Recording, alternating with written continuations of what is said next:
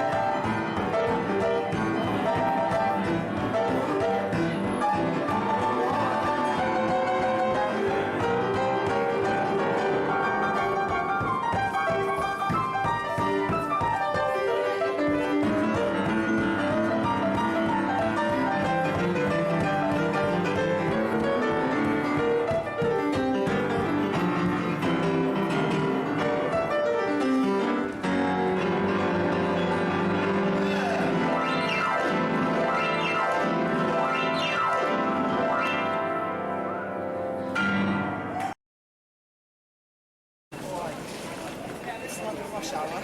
It's time for a little bit of blues. Alright. Okay. Woo!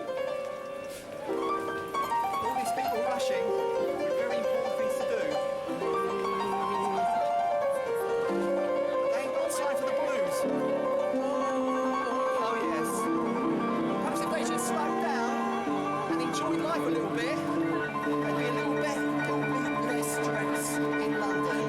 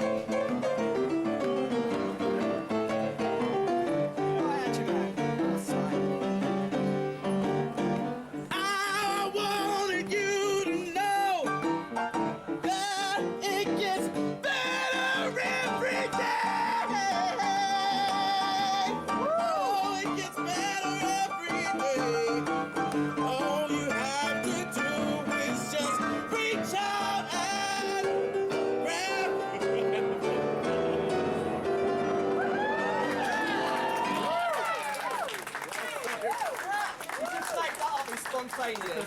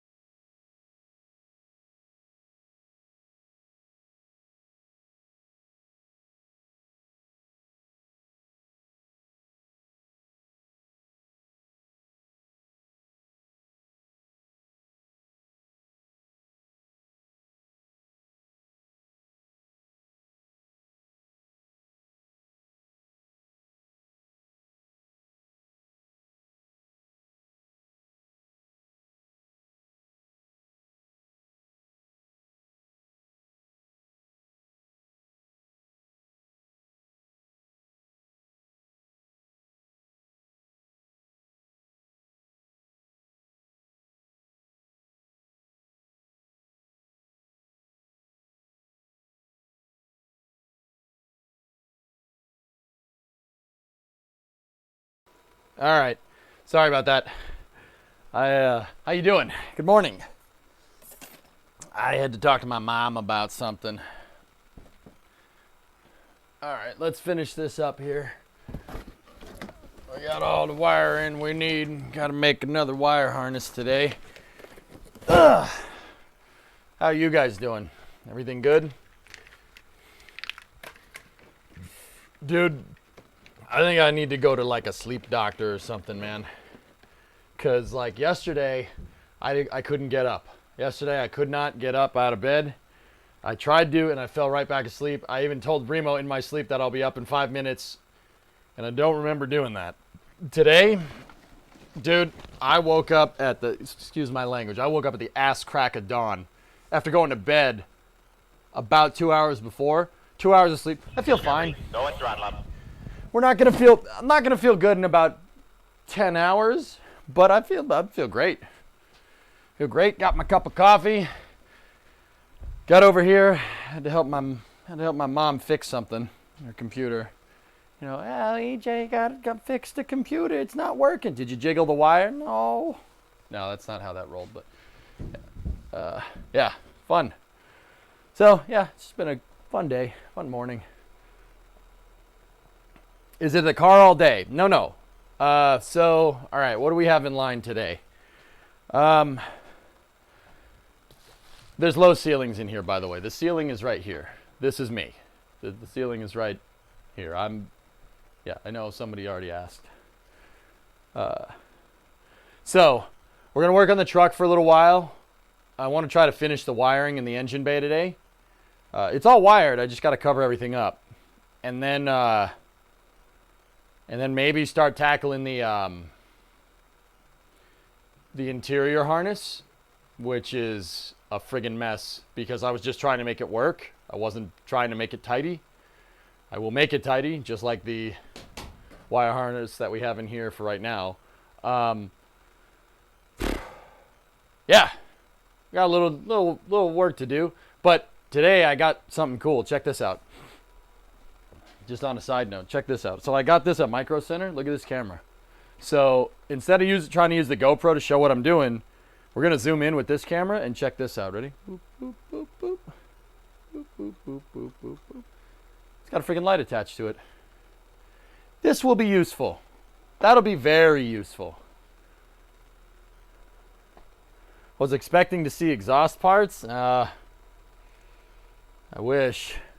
I'm gonna probably, I mean, I don't know. Maybe I should do it myself. I don't know. I'm not that good at welding, J-Speed. Hey, DNF, 49-month resub. Chief, how you doing? Just ate my taco dinner for Taco Thursday. Nice. JW, what's going on? 51 months. Does the wiring include everything electrical in the truck? Yeah. Yeah. The automaton should be able to light up as well. What? Will welding fry the camera? No, probably not. I mean, I have a welder, but shoot, man. I suck at it. I'm really not that good. Like, I know about welding from watching the Starship videos, to be honest with you. But, yeah. Not so much on the doing side of things. But maybe we should just practice. Maybe I should do a welding practice stream after we finish the truck or something.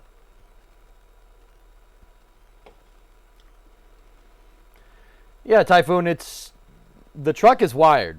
It has all the wires in it that it needs. The thing is that they're not covered up. They're not sheathed. You got to sheath and protect the wires because they're bouncing around inside of the truck when you're driving down the road. And if it's rubbing up against something, it'll rub the coating on the wire right off. I'm headed to bed. All right, Midge. It's good to see you.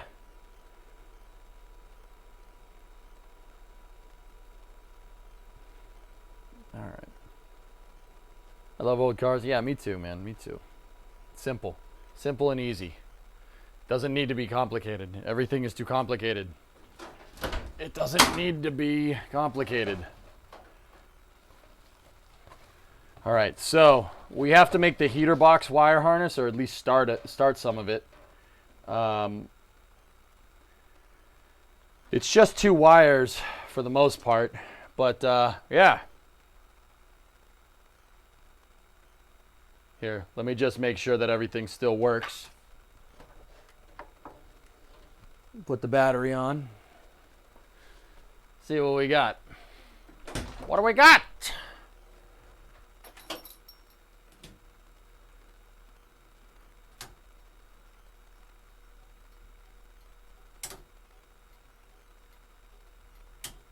Flashers?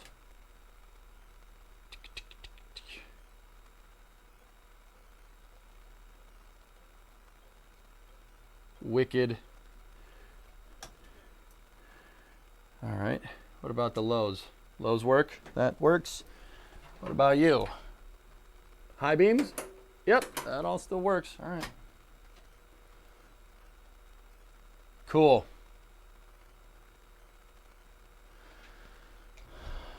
I don't know if I ever hooked up the windshield wipers. Kind of too afraid to check, but here, we'll see. Oh, yep. No, I hooked those up. Okay. Yep, those work. All right. So, we need to get work done. Yeah, we got to go. Hey, Roleplay.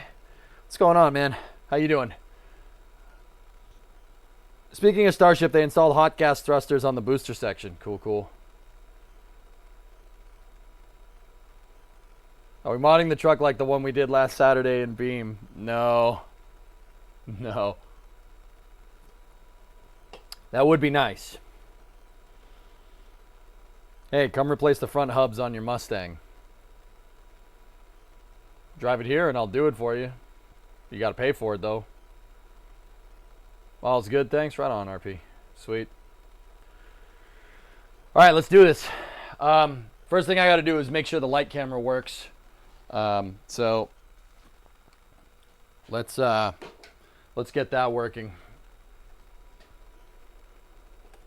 I recently saw an F100 similar to yours here on the road in Germany. Made me realize the thing is way bigger than it looks on stream. Yeah, that's probably because of the GoPro, man. It's not a big truck. It's not a small truck either. It ain't a mini truck. It's just, this is a light duty truck. I mean, by Germany standards, well, shoot, I don't know. I mean, you guys don't really have pickup trucks. I don't know what there's not really anything that it's comparable to. Maybe a G-Wagon, maybe? Maybe? The G-Wagon's a little more hooked up than this thing, though. Like, I mean, it's like nothing right to Unimog for trucks, you know? For German roads, it's big. Right on, man. Yeah, I hear you. I hear you.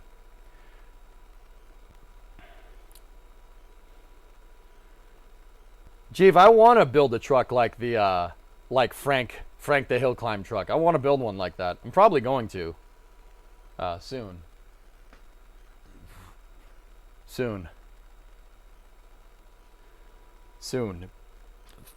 Okay, so let's get the light cam working and let's see how this thing looks on stream.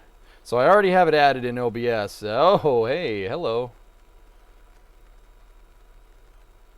Oh. Well, are we stopped? Good. How about we take a 5-minute break? One of these is in 16:9, and then this webcam is not in 16:9. That's bizarre. All right, well here, let's just crop this and get it to the right size. Move this way, and then.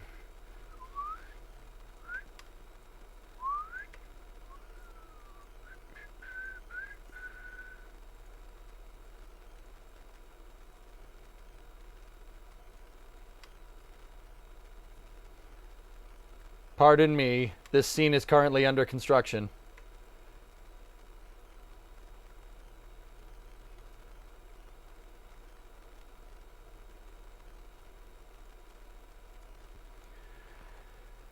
Okay, what are we doing after truck stuff? Space news after that, and then I'm probably going to play Minecraft tonight. More cameras, more fun, yeah. Then check this out, dude. All right, ready?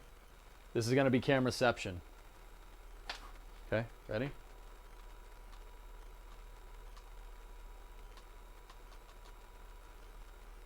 This is going to be useful.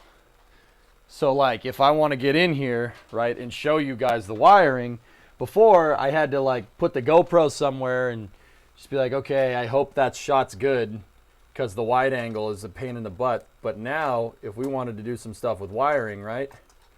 Here, hold on. Mounting a webcam on a carburetor. That's a new one.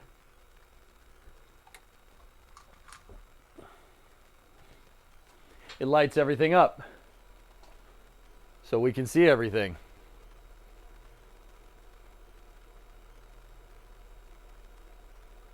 Good morning. Thanks on behalf of the KSP raid last night. Which one? We did like a simultaneous raid. I raided Taradra and Tozzle at the same time because I can. Kef, 18-month resub. We can see everything. Tozzle, right on. Yeah, Tozzle's cool. She's a cool streamer. She likes hockey. I like hockey. We get along. Even though I'm on to those damn Canadian tricks. Those damn Canadians and their weird tricks. Damn. I don't know. All right. So I gotta add this camera to another scene over here.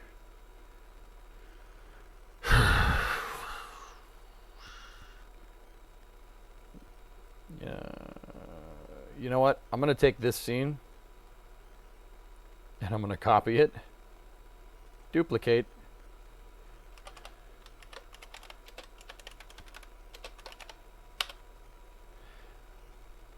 okay. So we're gonna mess with this real quick. I'm gonna turn this off, right? And I'm gonna put me over here like this. We'll keep that camera here, and then I want the light cam. Yeah, I know. Setting up OBS scenes during the stream. It's pretty lame, huh? Fit to the screen. There we go.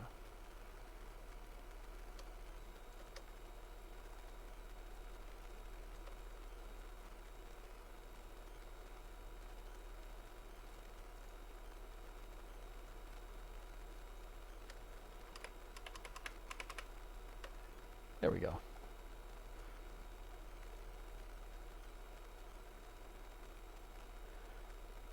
What's the plan? We're going to mess with that wiring. See the wiring that's on the big screen right here?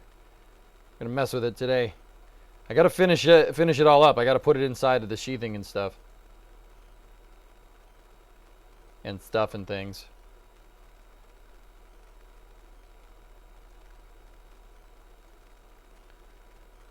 All right. Let's do this.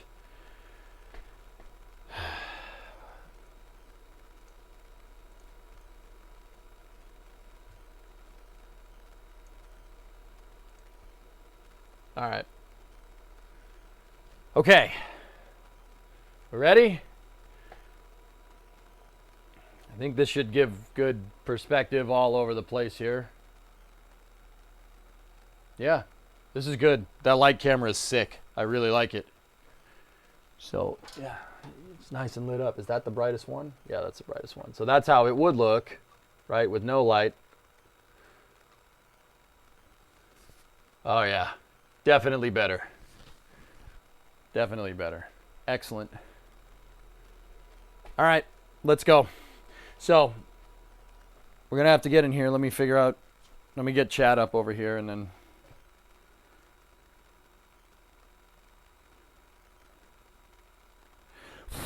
Dusty. Camera name is Aziz. All right. Yeah, I can get behind that. That's fine. All right. So where we last left off was these wires here. See these guys? These are all the wires for the coil and everything. You know what? I hate this. I didn't want to put this stuff on. Screw that. I'm gonna take it off. Doesn't suit you. Take it off. I like just the Tessa tape. That's cool. I think that looks fine. See these guys right here? Yeah. I think it'd be better. I think it would look cooler if we didn't run any sheathing, even though I kind of spent a lot of time getting that right. But yeah, that looks good.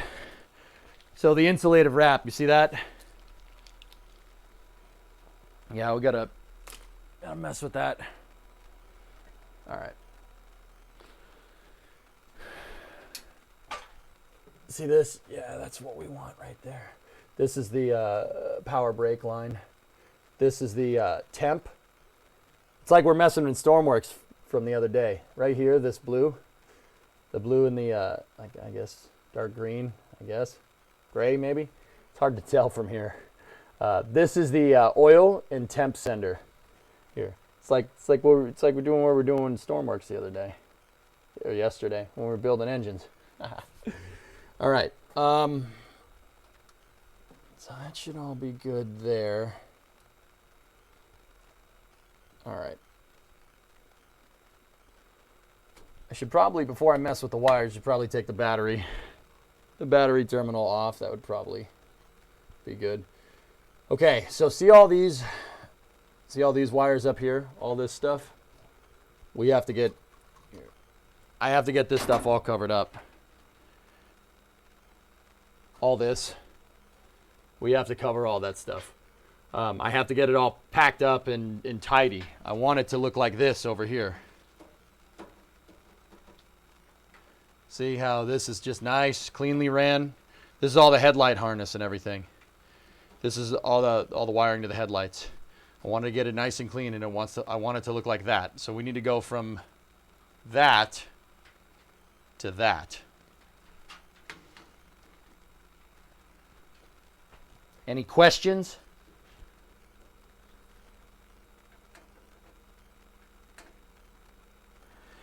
Yeah, Element, I made an inline 6 diesel motor yesterday. And yeah, you can mess with like AFR and stuff, and it's okay. It was pretty cool. Like it was fun, but yeah, it's not like knowing what I know about this, it's not exact. Like it's not exactly the same as real life, but it's close. It's close enough. All right, so I need to get back in here. We gotta pull the freaking lead weight out of here. Oh God, that thing's heavy. Okay. We need to get down in over here because we need to get at our heater harness. I don't know if you guys can see that. Hold on. We need to get at the heater harness. It's down here. So here's the tray, the battery tray that we did up. Did all the mounting for it. That battery tray we restored, it was originally, it was on the truck when I got it. It's made out of stop sign posts. Yeah, no joke. Stop sign posts. Hey, Havocs. No, I couldn't get the horsepower on it. It's the way, like I said, the way Stormworks measures that stuff is a little peculiar, but it's all right. All right. Okay, so see all those? We got to start sheathing this stuff up. So let's do it. Let me get the Tessa tape out. I got to start packing it up and making it look nice. So where's the tape? Where's my open rolls of tape? Of course they in here.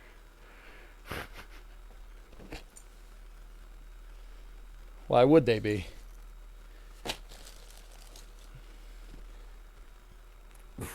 Maybe if we bust this out, I can start working on the interior. I have a whole interior kit for this thing, dudes. Like rugs, I mean, obviously the seat, the bench seat and everything. I got a whole bunch of stuff.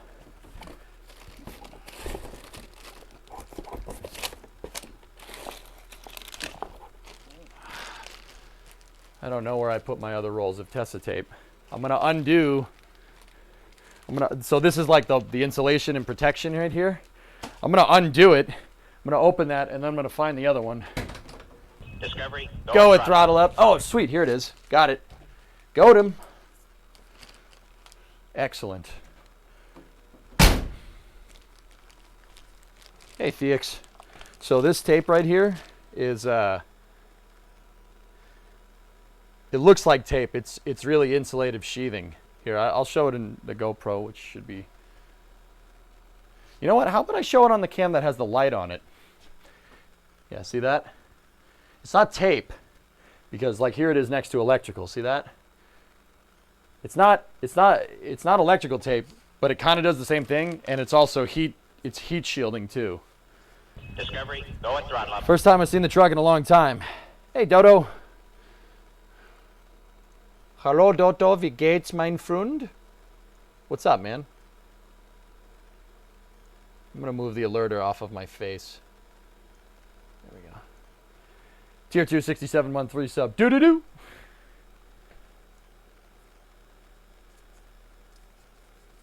Back to the 50s was this last weekend in Minneapolis. So many nice cars. Seems like everybody came out after. Yeah, exactly. She's looking good. Yeah, Muddy, I gotta get a fastener for the battery, dude. Yeah. If not, ratchet straps will do for now. But yeah, it will bounce out, dude. Yeah, I have to. If I take a turn too tight, the thing's gonna fly off.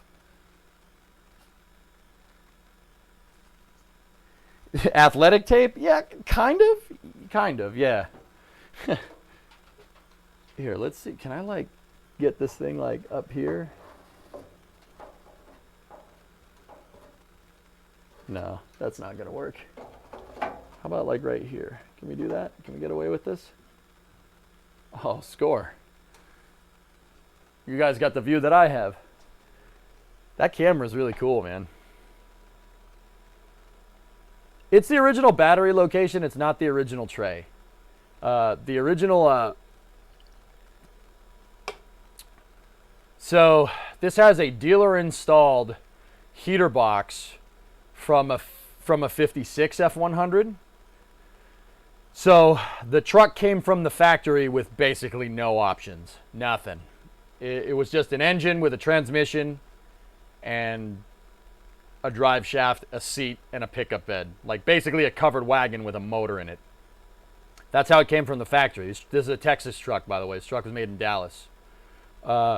And whoever sold it, whatever dealer sold it, put a heater box in it because that's what automakers do. Dealers do that stuff. You don't see it so much anymore, but like they'll order like a base trim truck from the factory, right? And then at the dealership, they'll do stuff to it. They'll put new stuff in it. Like this was super prevalent with old school cars. With simpler cars, this happened all the time. They would like Yanko Camaros and Copo Camaros and AAR Cudas. Like I guess the modern day equivalent would be like a Roush car or a Lingenfelter or something like that. But what they did with this truck is they had leftover heater boxes. They probably ordered a stock of heater boxes from Ford for the second gen F100s, and that's what that is. It's a second gen F100 heater box, and it obviously doesn't fit because it's a different truck, right? So they made it fit. And if you look, check this out. So you see how the blower motor is sticking through the firewall right here? Roundabout, you see how it's sticking through? Yeah, the 59 heater box does not have that. The 59 heater box and blower motor is behind this panel, right? So they just drilled a couple of holes and remounted and they took battery tray parts left over from a couple of other. That's my head. Hey, how does my hair look? Still balding? Still balding? Yep, still balding. They took battery tray parts from other F100s, and then they took a stop sign post. This is just angle iron here, man. That's just angle stock with drilled holes, and they made their own battery tray, and I fixed it. I refurbished it. So this is not stock on a regular 59. That's not what this looks like. The battery tray has like sheet metal on the sides. And it literally is a box right there. I'll see if I can find a picture of one. Yeah, I had to figure this all out when I bought the damn truck.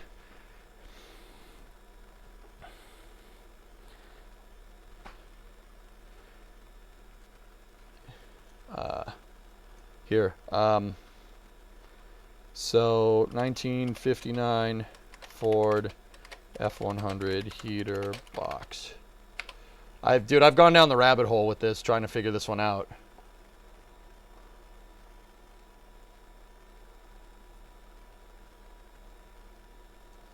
Hang on a minute. Hang on a sec.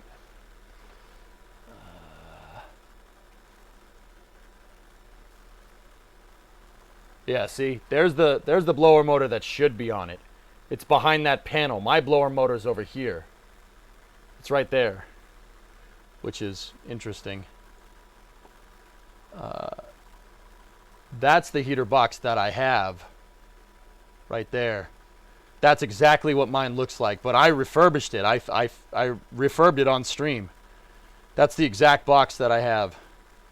I took this all apart. We evapor-rusted all this. It actually looked like that. It pretty much looked like that. I evapor-rusted it, and we did it all up right here. I can show you. And with the light camera, now that we have the frigging light camera, dude, the interior of the truck is a mess. That's on purpose. See, that's what I mean when I say we need to fix the interior harness. But if you go all the way over here, check it out, man. There's the heater box. The 59 heater box should be, or the blower motor should be right there, but it's over there because this is from a 56. And then I clear coated the front grating because I thought it looked cool. We did that all on stream, but if you look back up in there, I refurbished everything. I took it apart, did all the wiring for it. Everything works. Like even the flap works in there. Here, take a look.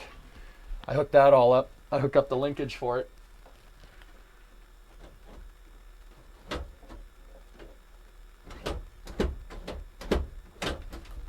See? That's done with this. Ready? All that's working. This is the blower motor switch right here, which is what we have to make the harness for today. Got to make the harness for this. See all the wires right there? Got to make that. This is all on a custom bracket. That's not supposed to be like that, but yeah, we got to make the blower motor, which means I need to, yeah, go through this Guys, look, I know this is trash. This is terrible. I understand that, and I fully acknowledge it. It works, though. Now, that isn't some kind of stupid excuse to keep it like this. I don't need wires snaking around my feet when I'm driving the truck. I'm going to button all this up. We have to fix all this. I'm going to get all the wires tucked up underneath the dash and nice and cable management. Nice and cable management, yes. That's, yes, nice and cable management. That's the right word. Like we're doing with the engine bay. I just wired it. I wired this way to understand how it works so the guts are hanging out so I could see them. And we did that all on stream. And now I know how to wire a car, which is pretty cool. I can hot wire one too if you want. No, don't do that. So, yeah, that's kind of where we're at. Yeah, that's going to be a challenge. This is going to be a challenge, but it's okay. It's all right. We'll take care of it. Yeah. Truck's starting to get rusty, man. It's been sitting for a little while. See? I'm going to have to get a body guy in here. This is no good. Cab corners are starting to go too. Down under here. And then that is a terrible problem. I need to fix that immediately. I'm probably going to pay someone to do it just because I want it done right. And I know that I can't do that here. I could try. We could try to do it, but I'd prefer someone to do it right. This is going to be a tough patch panel. That's going to be hard to make. And then there's supposed to be a captive nut in there. That rusted off. And then it's got some holes in the floor. But if you don't tell nobody, I won't tell nobody. Nobody can see it, therefore it doesn't exist. Yeah, that's no good. But it's not structural, guys, because this is body on chassis. It's not structural at all. So it should be pretty easy to fix. It's not going to take much. So, yeah, that's kind of where I'm at. Cool, though, about the heater box, though. I like cars that tell a story, dude. I think that's really cool. I like learning about the cars, and I like understanding why it was done that way. You know, it's just my stupid brain doing stupid brain things, you know. Yeah, Hillness, I have the sheet metal and I have the welder. I suck at welding. Like, suck at welding. Bad. Like, what do you think about China saying yes to Russia on sending cosmonauts to the Chinese station?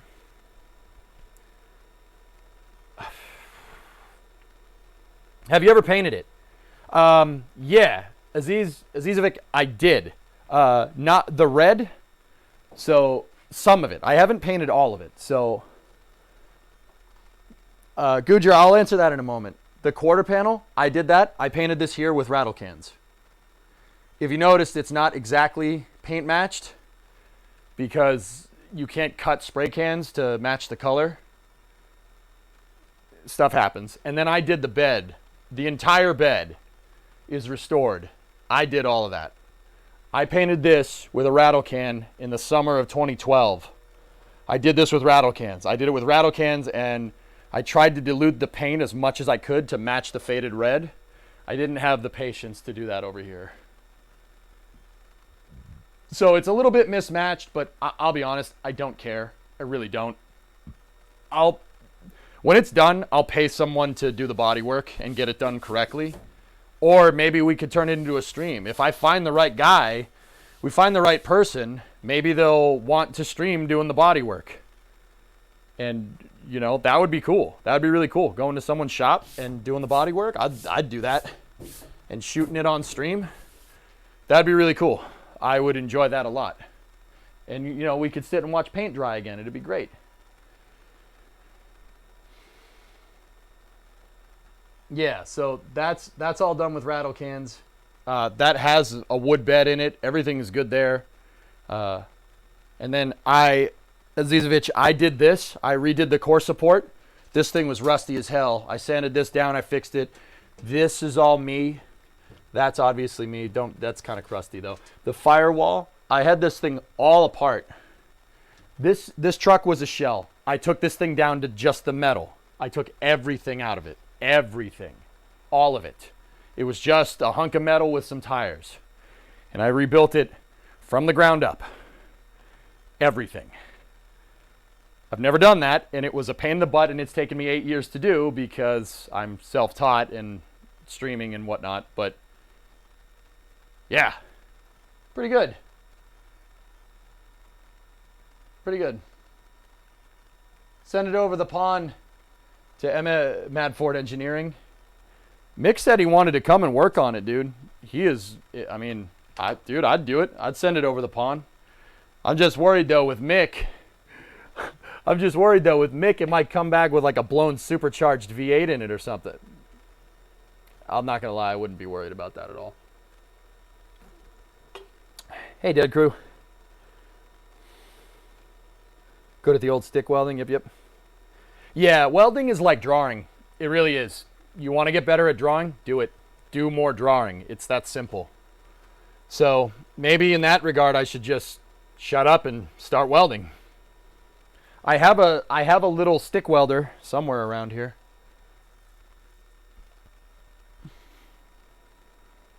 It's back there under a bunch of junk. I have a stick welder though. Helps to get professional training as well. I mean, Chad is pretty good at, well, like, Havix, that's one of those things. There's certain skills that you can do on stream, like wiring, for instance. You know how I've gotten really good at wiring? Because I sit here and let Chat backseat me with the wiring on my truck. Because I don't know more than an electrical engineer about this. I mean, there's plenty of guys that work on cars in here. There's plenty of electrical engineers. There's probably plenty of people that work for NASA on here. You know what I'm saying? Like, dude, when it comes to doing trade stuff, backseat the hell out of me. I know how it works, but I don't know how to do it. You know what I mean? That's sometimes, like, that's why Havix, I'm not afraid to throw my work out to the peanut gallery on the internet, because if I'm doing something wrong, they'll let me know. You know, and some people would take that the wrong way. I don't take that the wrong way at all. Yeah, Rob, for sure, man. How the boat's coming, dude? Everything good? Yo, Rob, did I tell you I was out on a 40-foot fishing boat off Cape Cod? Caught a 30-inch striper. Freaking bass, dude. Boat had a huge honking diesel in it. The trick to wiring vehicles, routing, and cable management. Yeah, I mean, roundabout, I threw myself to the wind with this, so frick it. You know, maybe that's the way we should go about doing this. Anyway, Gujar, what do I think about cosmonauts flying to the Chinese space station? I'm going to talk and work on this one, guys, okay? What do I think about that? Dude, they want to work together, man. We shouldn't get up their tail about it. I get it. Everybody wants to frame it as an us versus them thing. Dude, I don't... I have this theory, and I don't want to say it. I have this theory about why the space program is transpiring the way that it is with international stuff. I don't want to say it, though. Yeah, I think it'll piss too many people off. 'Cause, once again, it's just a theory. I'm not trying to prove a point or anything, you know?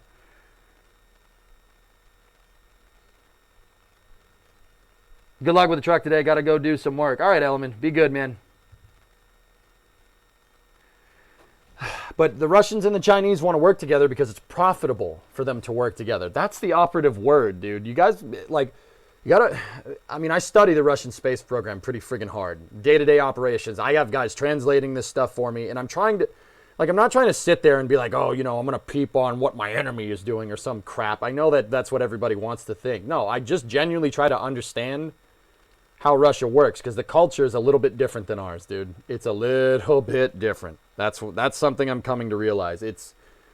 There's taboos in Russian culture that, you know, are totally normal in American culture. You know what I'm saying? Like, there's things that you do, there's a way to act, there's a code of conduct, like, that it's hard. I'm not going to say it's difficult for Americans to understand, but it's just another culture. And I suppose it's like harder to see with Russians because, you know, if you look at like your atypical American, or not atypical, you look at typical American, you look at typical Russian, you know, they look similar. Like, it's the whole, oh, they look like us thing, you know, like what happened with the Americans, you know, after World War II. Oh, the Germans look like us, you know, Patton said, oh, we're fighting the wrong people. And then, You know, it's that kind of stuff. It's you know, because you think like, oh, you know, they look like us, you know, they act like us. Nah, not really.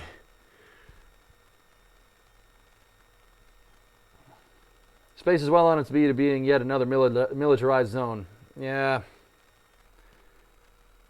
Sounds good. Boats are all right. Jeep is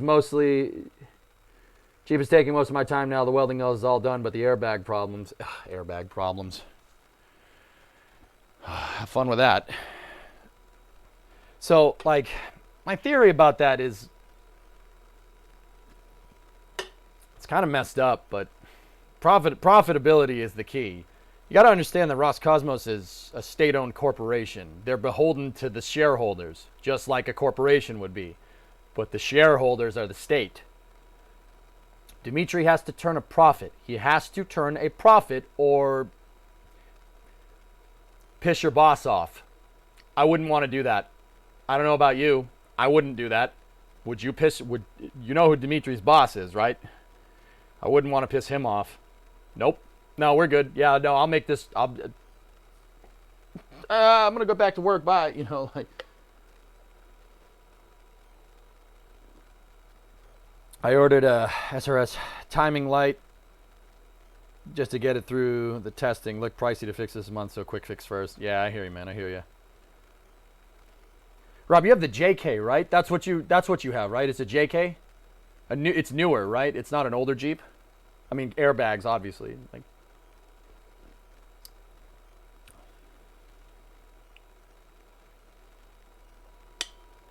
Sorry, I gotta sip my coffee, man. All right. Geopolitical tensions are certainly pushing international cooperation to the back burner. No, it's a JK. KJ. Ooh. Wait a minute, Rob. I gotta refresh my memory now, dude. Rob, I ask everybody, anyone who likes cars, I ask what kind of car they have, and sometimes it's hard to keep track of it. Yeah, the Liberty. That's right. Yeah, okay. Yep, I got you. Thing would be getting scrapped, not worth the price of a new airbag. If it wasn't your father's, thing would be getting scrapped. Yeah, I mean, I know what you mean. These trucks are a dime a dozen over here, dude, to be honest. Even one that's 60 years old, they're a dime a dozen. Nobody liked third gen F100s. Because there was a recession going on in the US right when these trucks hit the market. Nobody wanted them. Everybody's like, well, I'm just going to keep using what I have. I don't have the money to buy another truck. You have a Gia SBR? That's cool, man. 65 Gia. That's a cool car, man. I can't fit in it, SBR. Like, I can't fit in it, but it's a cool car. Yeah, Rob, exactly. So, like, I wouldn't be so sentimental about this truck if it wasn't my uncle's. It was my uncle's before me.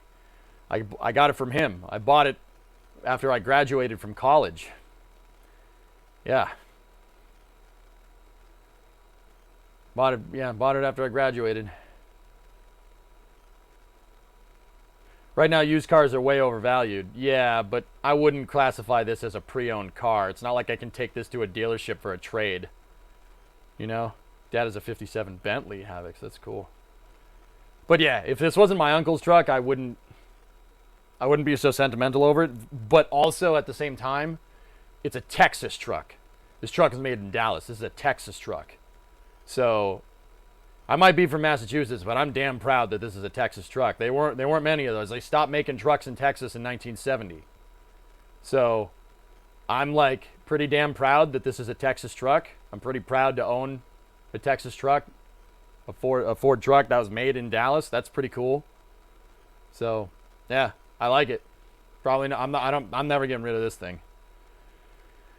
This one's coming with me all the way, and hopefully someday, you know, if this ever happens, EJ Jr. can have it if gasoline still even exists by then. Maybe it'll just be a lawn ornament by then. Who knows? Road trip to Dallas with this. The factory doesn't exist anymore. It's just it's a warehouse. It's just an old warehouse. I'm proud too. That's right, Jace Feed. I own a motherfucking Texas truck. I own a truck that's made in Texas. Boom. This isn't the devil horns. This is Longhorns, man. You can convert it into electric. We could. Yeah, it's doable. You'd have to really do a lot of suspension work to this thing to get those electric motors in there, but it's doable. It still has a frame. It would require a ton of fabrication, but trying to find an excuse to get you to Texas. I think there is something in the southern part of Texas in the Rio Grande Valley that will have no problem getting me there, lols. Don't worry about that. Vasya, privet. What's up, man?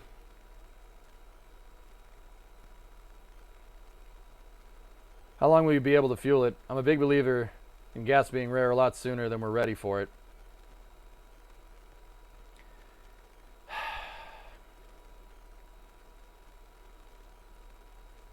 Havix, I have stuff to say about that, dude, but I don't know if I want to do it right now. Like, yeah, gasoline as we know it is going to be rare.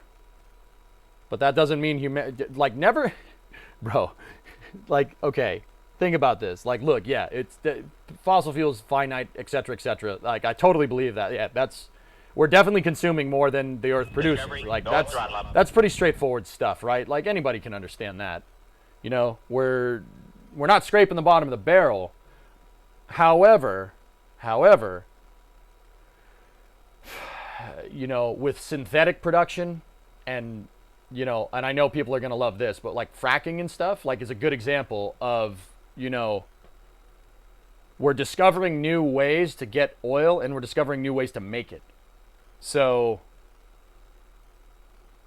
like, personally, people are going to hate me for this, and I understand, like, I get it. I don't think oil is going anywhere. I don't think gasoline is going anywhere. I think how we think about gasoline is going to change. Understand? Hey, henchman, what's up, dude? Finally was able to have the first party ever at my house.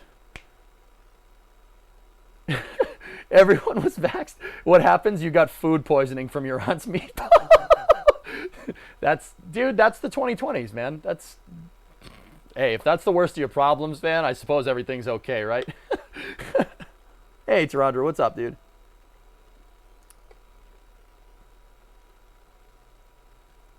America was never great on Denkmalschutz, which is a complicated German word concerning the preservation of historical real estate.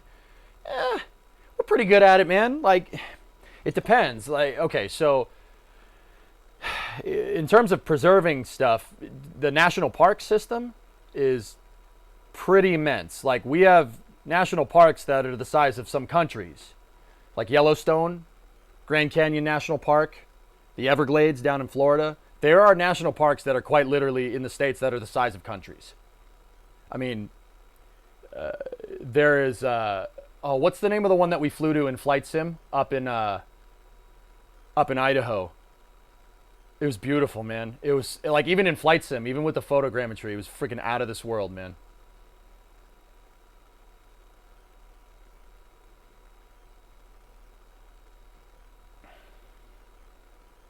Should have been more clear. I don't mean gas is going away, dude. To Pico or Rarity. Gas is going away because of the electric vehicle revolution fund. Oh, I got you. Yeah, okay. I'm with you on that one, Havix, for sure.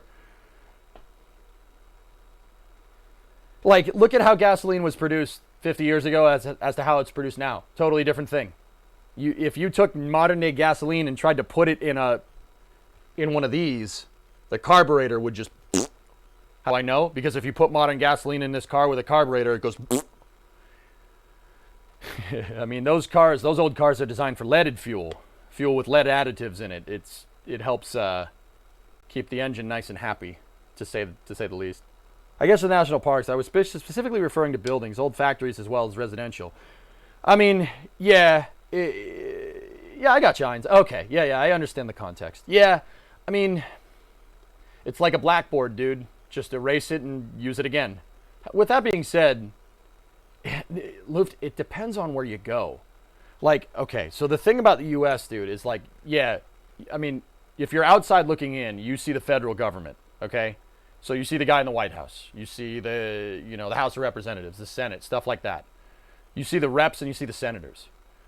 Dude, what the United States really is like the federal government is the one that handles foreign policy. So those are the people that you would see in the daily news overseas, right? And I'm not saying that people are ignorant of this, but there's 50 smaller governments like full autonomous smaller governments in the states. There's 50 of them. There's 50 states, right? And I know what people say, oh, the 50 states, it's not a province, it's not a territory. Each state has its own government, and each state does its own government a little different. Like the government of Massachusetts is a commonwealth. It's a little bit different than a state republic. Like, everybody has a little different blend of what the federal government is. It's just it's slightly different, and basically you move to whatever suits your needs. You know what I mean? That's kind of cool. Like, but so the reason why I bring it up, Heinz, is because some states are better at preserving that stuff than others. Like in Massachusetts here, because like in Boston, I can speak to where I'm from. There's a lot of historical preservation. If you look at Boston, like they will not let you build a building to a certain height. And there's extremely strict zoning laws in certain areas of Boston because of historical preservation. There's other parts where they're like, yeet, built whatever you want, you know, like. So, like, each individual state has its own kind of preservation, and how they look at zoning land is kind of up to them. So, there are some states where you just erase it like a blackboard and go again. You know what I mean? So that the factory buildings in Texas where this truck was made are still there. They're just something else. They're another factory. So it's like, yeah, I mean, the factory in Texas, the building is still there. They just use it. It's like a car auction or something, I forget, or a construction firm or whatever. The factories do get reused, but in some spots they don't. Like in Detroit, they historically preserve stuff, but it's not for the right reasons, you know? Yeah, so some states are really, really careful about that. Some states have national parks where you can't build. Like down in Florida, if you look at Miami and Fort Lauderdale and West Palm Beach, there is a narrow strip of land on the east coast of Florida where you can build, and then the Everglades starts, and it literally, Heinz, it looks like city skylines. It's literally like dense city, and then there's a road, and then it's swamp. Yeah, it's crazy.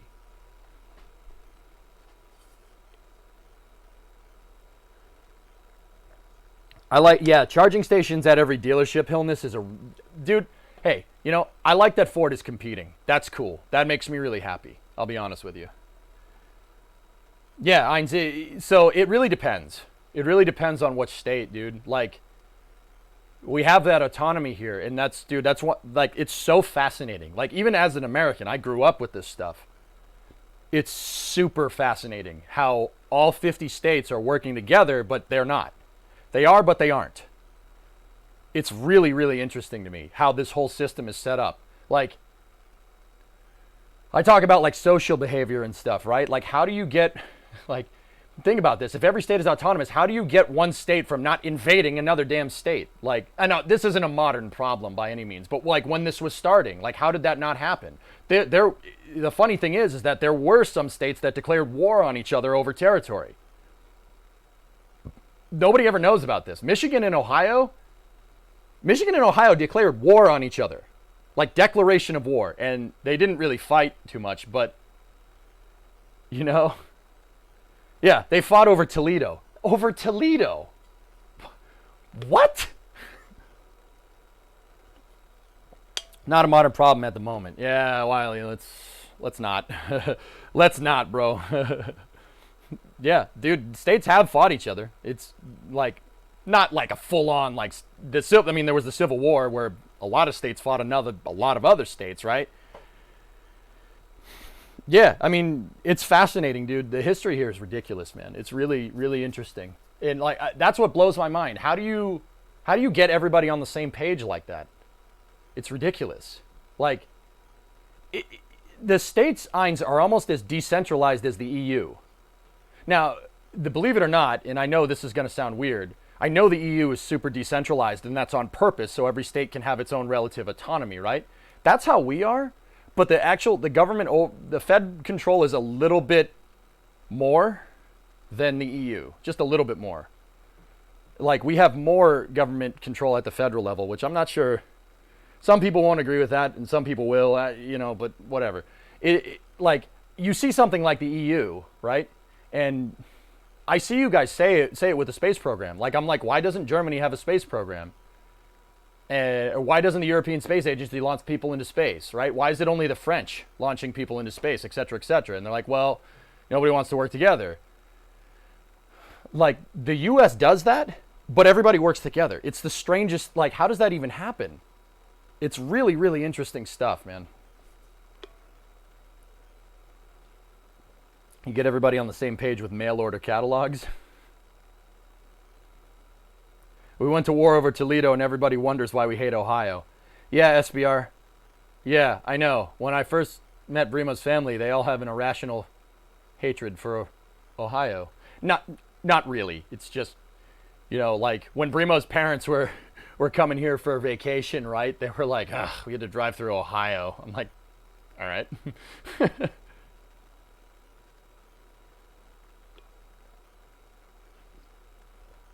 I actually don't mind Ohio, Willie. I refuse to talk bad about any other state. I don't like doing that. Every state brings something to the table. That's how I look at it. Every state brings something to the table. And it's 50 different flavors of you know, republics. It's really like, just, you know, it's 50 different flavors, man. Everybody does it a little bit different, but everybody brings something to the table. We all work together. And I mean, look at this place. It's ridiculous. Like, you know, this stuff like SpaceX happens here. It's magical, man. Like, not magical, you know what I mean. Joe, you're a native of Ohio? I don't mind Ohio. Like the Wright brothers from Ohio. Ohio definitely has its fair share of historical contributions. There's that whole Air Force thing, too. Like, that's kind of cool.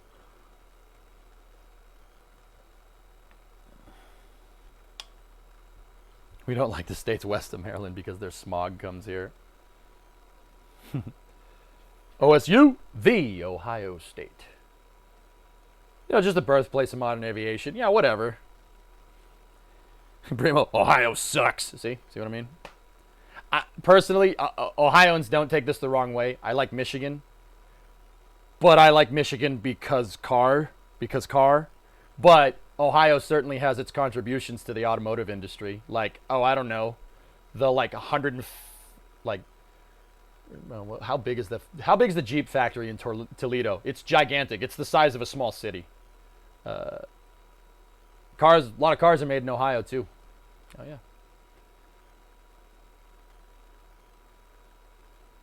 Marion Steam Shovel Hillness. Yeah, they made the crawler transports for NASA. Smart. It's pretty damn cool. That would be like SpaceX contracting Liebherr to build them a freaking crawler transporter.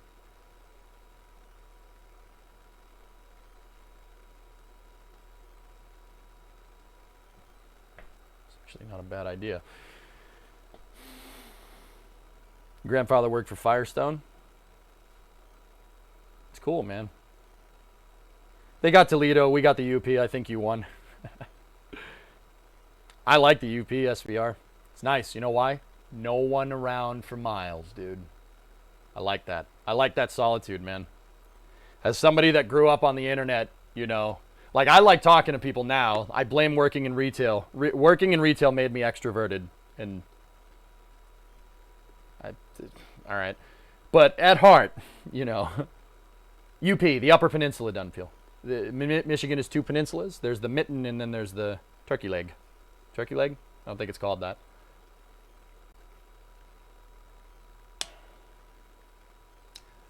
UP is amazing. You're going to college up there. That's cool. SBR, last year in 2020, I drove the Mustang to Flat Rock where it was made, and then I drove it all the way up 75 over the Mackinac Bridge to Whitefish Point, which is like one of the northernmost points in the United States, in the lower 48, right? It's not the high, it's not like the most northern, but it's close. Whitefish Point is where the Edmund Fitzgerald sank, for what it's worth. But yeah, man, it's good stuff. Ein's just going back to it. You know, like, I get it. There's some states that are blackboards, you know. Erase it and go again. Like New York City. New York City's like that. They don't give a crap about historical monuments. And like Yankee Stadium is a good example of that. Like, we had a baseball stadium. The Yankees had the baseball at Yankee Stadium. It was built in 1922. Babe Ruth played there. And if you don't follow baseball, like, Babe Ruth is like the Messi of baseball, like, or the freaking Ronaldo of baseball, or the David Beckham, Pick your football player. Like, guy was ridiculous. He was a pitcher and a hitter, and he could, like, his record wasn't broken. For his hitting record in one season wasn't broken, and he did it in like the 20s. It wasn't broken until the 60s when Hank Aaron broke it, which is unbelievable. But Yankee Stadium was built in 1922, and they demolished it and built a copy of it next door because it's too old. Like, Gennady Buchan, I don't know him, PY, but yeah. They built a new stadium next to it, and it looks like it, but it ain't the real thing. I don't get it. Why did Russia sell Alaska to the USA for $7.2 million? Well, first of all, $7.2 million in the 1870s was a lot of money. That's a lot of money. Second of all, the Russians couldn't administrate it. It's too far away. Seriously, they couldn't do it. Dunpeel, how are you going to, like, at the time, most of Russia's infrastructure is in the western side of the country, and it still is to this day. And, well, not to this day. The infrastructure, like all the factories and all that, just kind of found its way to the Urals in the center of the country in the 40s. Funny story.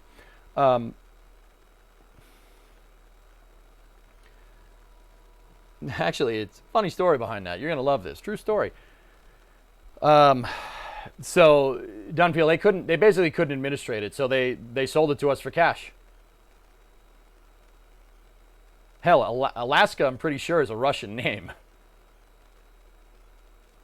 Roger Maris broke the single-season home run record in '61. I mean, wait, wasn't it Hank Aaron, Pizza Man?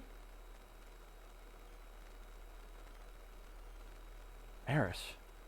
Why does that name not sound familiar? Best U.S. investment by far? I'd say we got a good deal out of that. The Russians didn't know that there was oil there, but then again, neither did we.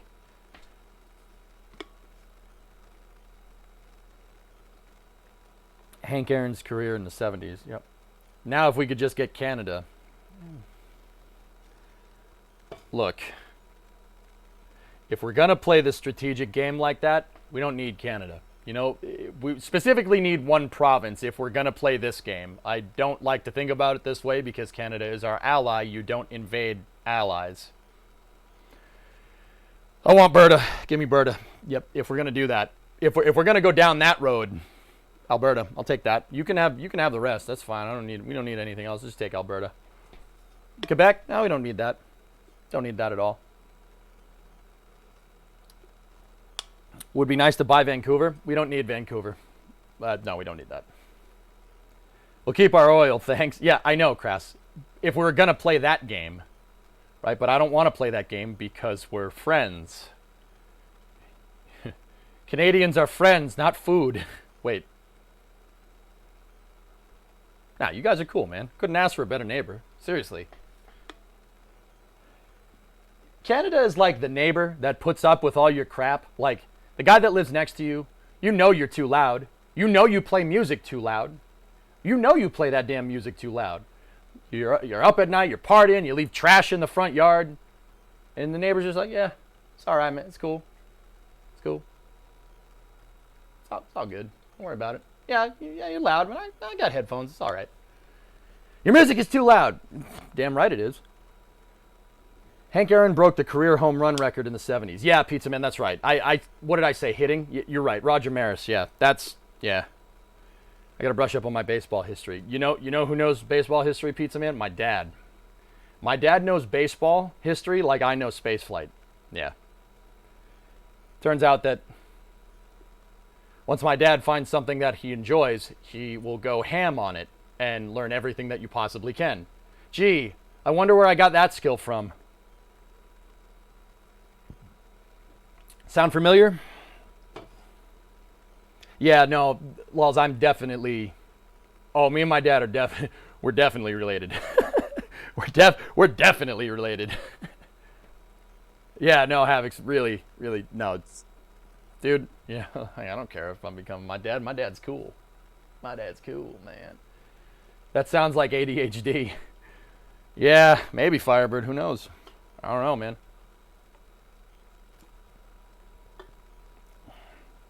What are we wiring today? Hey, Dutch, yeah, I should probably get to work. Let's go. We got to work with this here. Let's do it. Okay, so I'll keep you guys in chat over here. We can keep talking.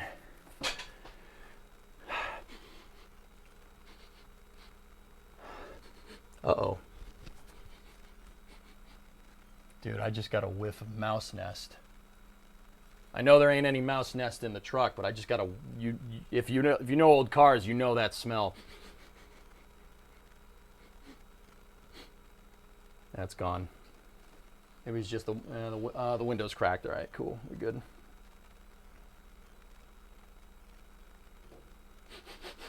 Hey, Velo, how you doing? Sniffing noises. All right, so we got to work on the heater harness here. So I'm going to move you guys in with the light camera, and we're going to go.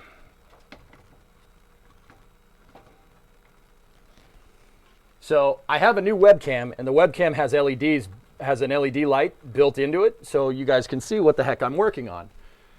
That's pretty handy. You know what? I'm going to hang you guys off the firewall here so you guys can get a good view. Hang on. I know. It's, yep. Can we get away with this? All right, so see these wires here? These are the wires to the heater box.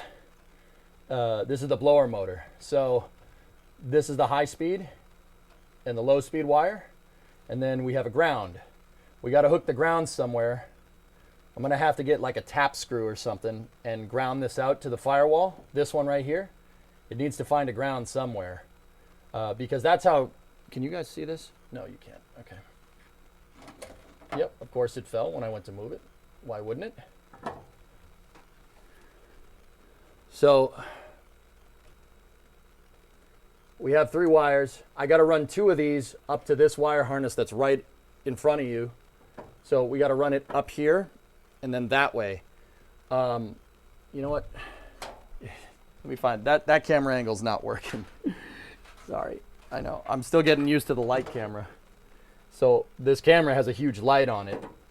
And I'm just trying to find the right spot for it so you guys can see. Yeah, this will work. Right here. I got to run these wires into this harness right here, and then it's got to go up through the firewall and connect to the heater box switch. Once we do that, then the engine bay harness is pretty much finished. Then we can start sheathing up these wires here. These wires are, this is for the ignition. For the ignition system, voltage regulation, and starter solenoid. And then obviously the starter solenoid connects to the battery. But yeah, we got to run these wires here. I don't know what color I'm going to use for the heater box. What do you think I should use for high and low speed heater box control? You getting motion sick? Sorry.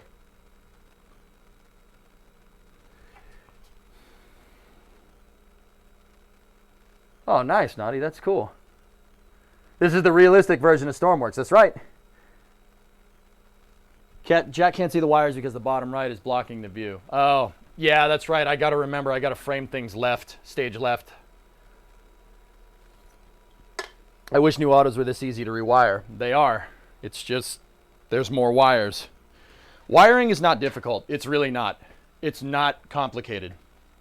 Even on a new car. Like, yes, I'm going to say that. Even on a new car, it's not that complicated. It's tedious. Wiring's a pain in the butt. It takes freaking forever. It takes a lot of time, and there's not a lot of reward.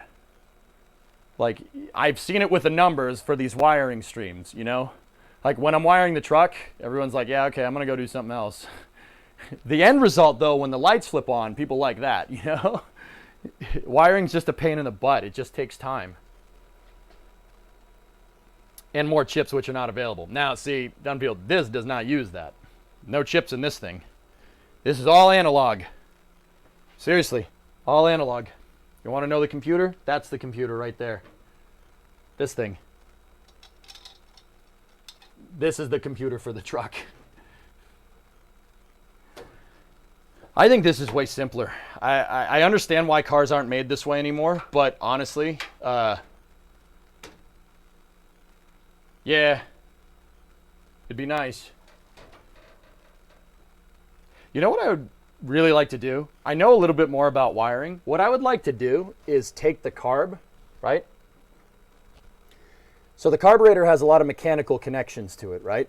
There's mechanical connections all over the place. So like there's the choke right there that opens up the butterfly valves, right? And then there's the throttle, et cetera, et cetera. You know, maybe not the throttle. There's the AFR, there's the air to fuel ratio gauges, which are here. You guys can't see those, but they're right here.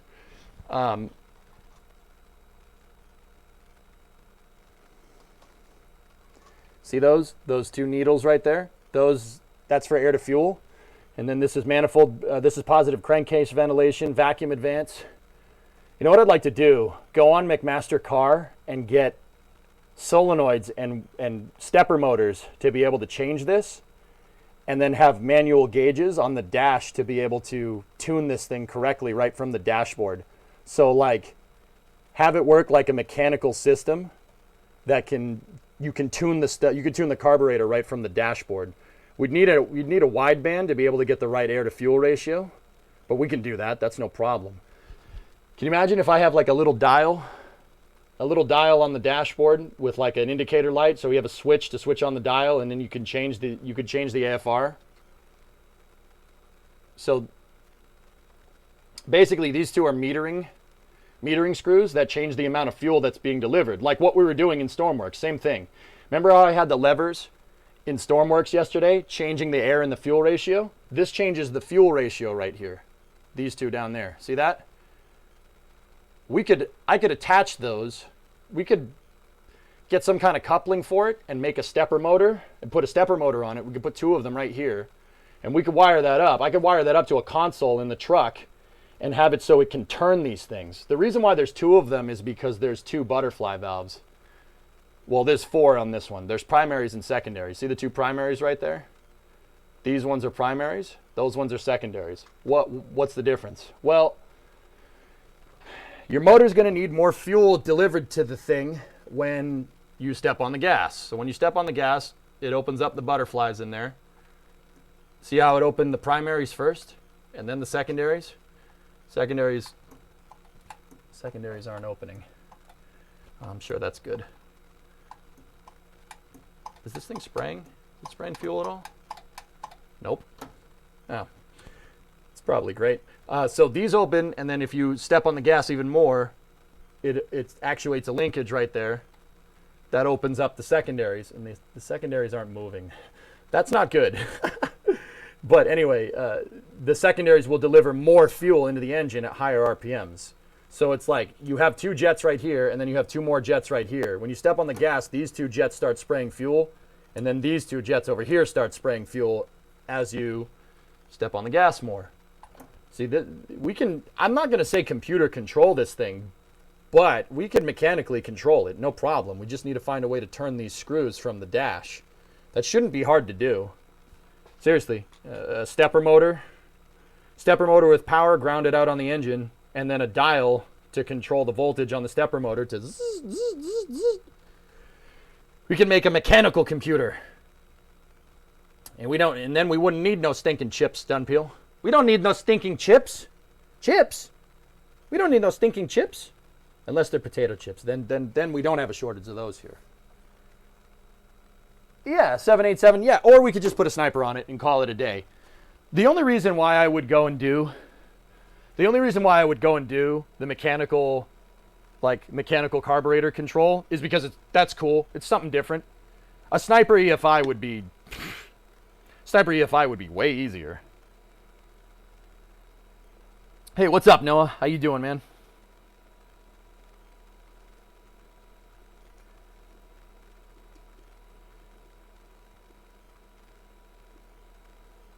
Yeah, Steven, that's totally, we could totally make that. That would be really cool. You know why it'd be really cool? Because nobody does that. Now, don't get me wrong. With automotive stuff, just like with spacecraft stuff, if nobody's doing it, there's a good reason why. Most likely with car stuff, it's because there's easier ways. Why the heck would you waste your time? That's why. That's most likely the case with car stuff. In the case of space stuff, the reason why nobody's doing it is the exact opposite of that. Because it's too hard. Hey, T-Man. What's going on? Also, 787B, 4-rotor. Now we're talking. Great name, dude. Sweet car.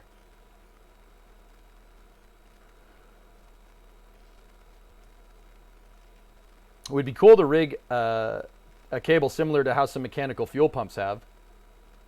I could put an electric fuel pump on this thing too if we really wanted to. I was thinking about it the other day. It would be a fun thing to do, and it would make the thing a lot easier to crank up and start because the mechanical pump could the electronic pump could fill the bowls on the carburetor. We wouldn't need the ether. All right. Anyway, heater harness. Let's go. I've been trying to do this for an hour. I'm gonna put you guys pretty much. Nah, we'll go back over here. This is a good spot. It's a good spot for you. Actually, hang on. The hood latch. Oh, that's sick. Perfect. All right, so we're gonna need 2 wires, and I gotta run these wires up through here, through the firewall there, and then we gotta run them to the heater switch in the cab. What colors should we use? Let's go take a look.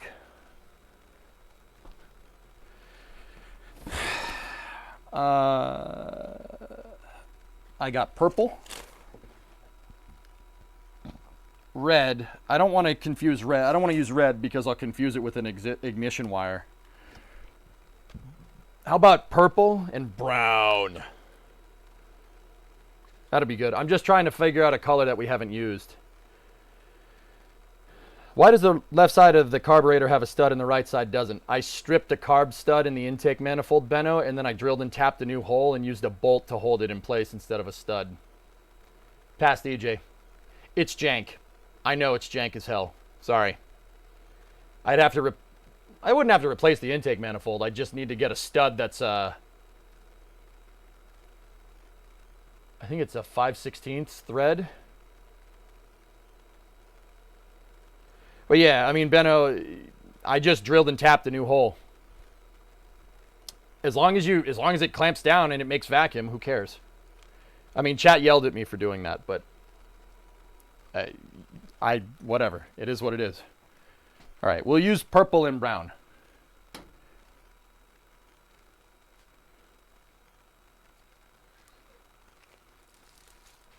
So I'm going to take the plastic off. I've never used this stuff yet.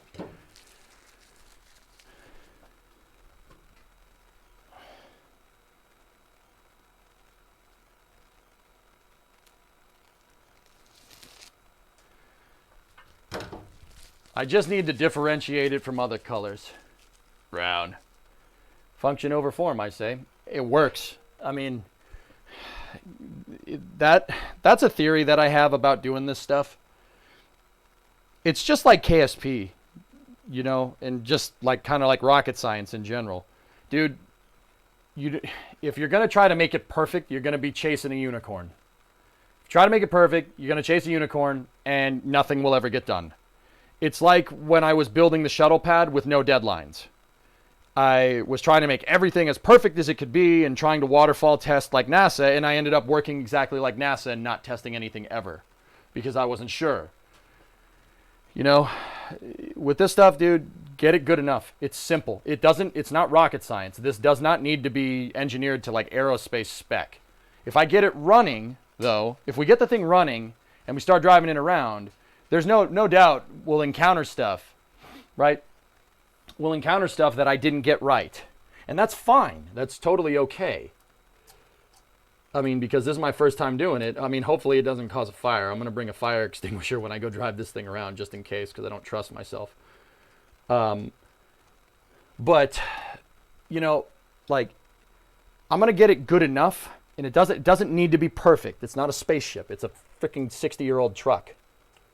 I mean, don't get me wrong. Would I like to sit here and, you know, make sure that every single freaking thing is, you know, aerospace grade and stuff? Yeah, that would be really fun. I would really enjoy that.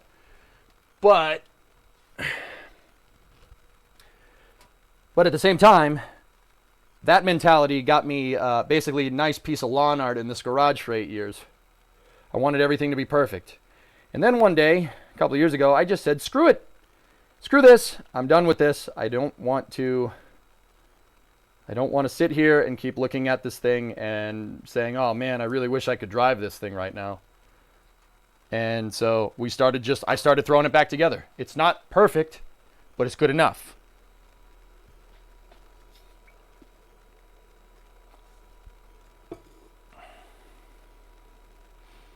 Like, I wanted to do everything to NASA standards, Stephen, and maybe I will someday.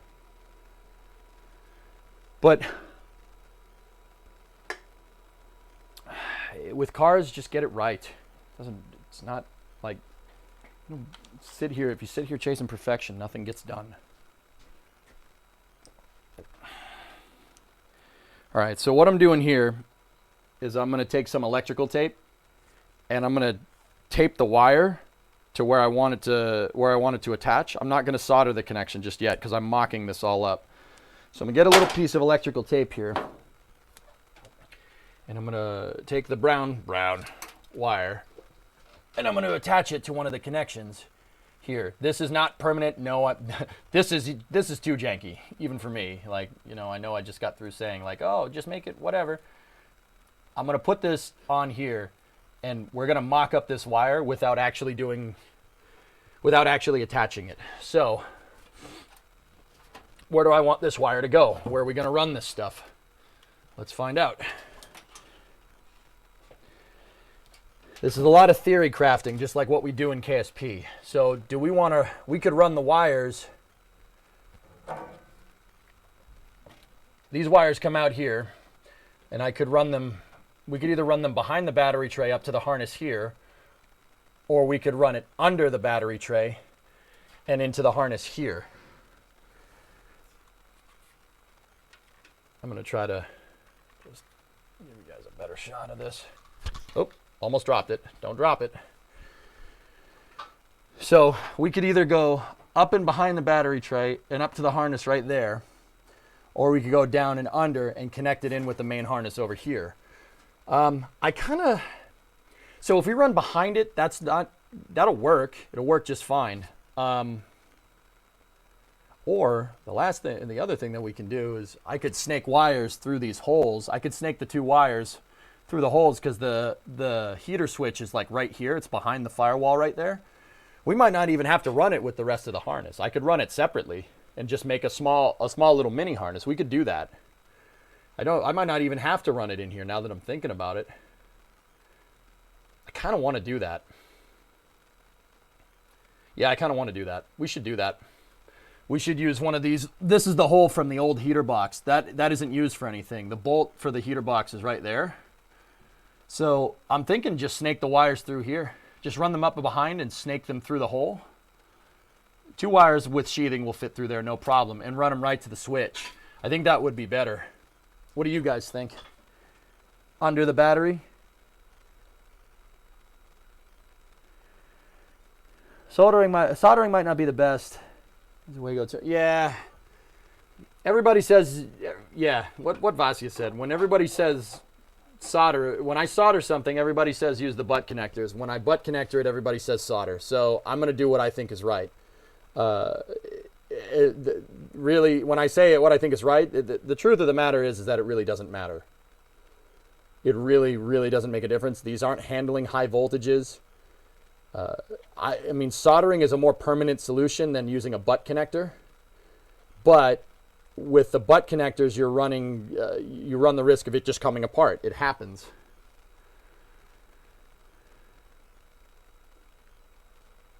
I have leaded solder, by the way. Yeah, it's old school, Stephen. I have leaded solder. I am using both, Rec.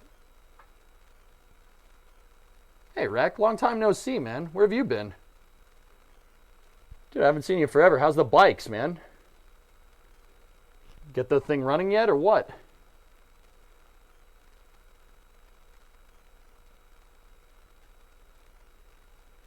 You can always solder a butt connector. Yep. Just twist them and wrap them in blue tape. Dude, I'm ghetto, but I ain't that ghetto. Jeez. All right, let's go.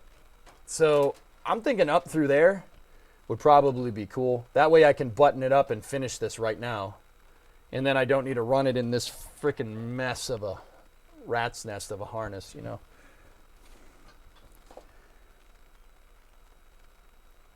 Crying and screaming into the void, and yeah, the bike's still alive. All right, man. Well, good to know.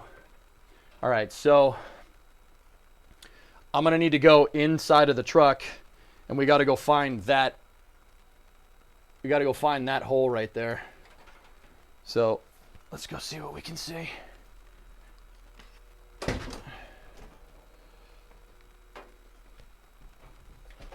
Can we get it? Oh, it's right there. All right. God, I love old cars. They're so frigging simple. All right, so where can we run the thing? That's the radio harness. Don't ask. Don't ask. That's. I'm replacing that. Don't ask. Just forget about it. These two are to these two wires right here, the perps, are to the neutral safety switch on the transmission. They're going to go down here underneath the carpet.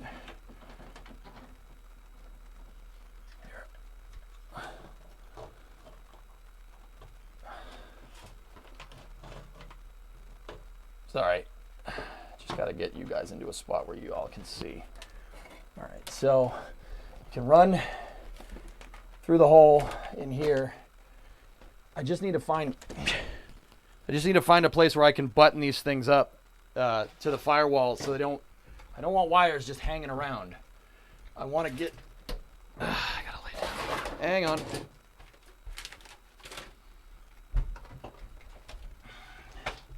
So we got to run from here. Maybe it can go up. We can go up here over the heater box, and then there's a channel. There's a channel up here. Like, I don't know if you guys can see it. Hold on. Actually, see? There's a channel right here where we can run wires. That's what it's there for. It's running the antenna wire right here. See that?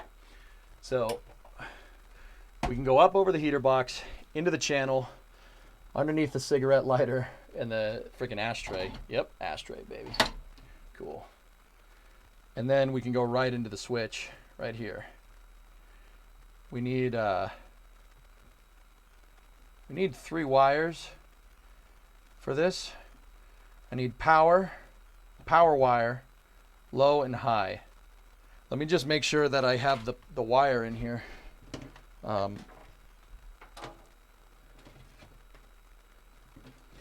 me see if I ran it. There should be a heater box wire. Hang on. These wires should have text on them. What about you?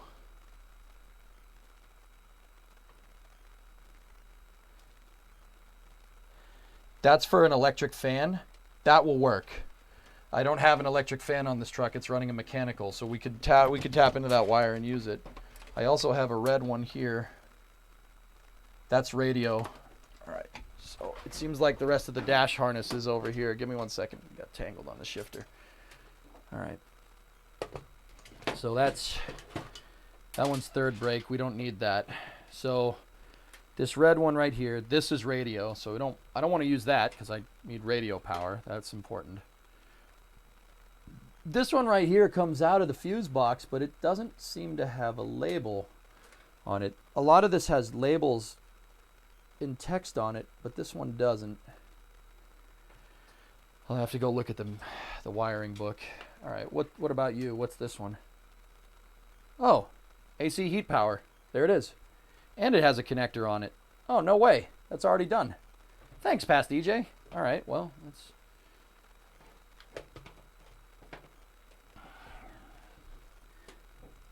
let's get this in here like this. I'm going to go over the steering column.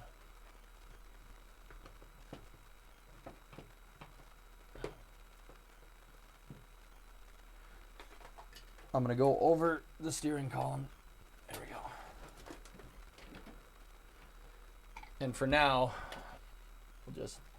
I'm not sure which one of these things is power, and that connection is kind of jank. Holy crap. It's janky as all hell. Hope my knee doesn't hit that thing. Maybe I should drill new holes and keep this away because my feet are going to be right here.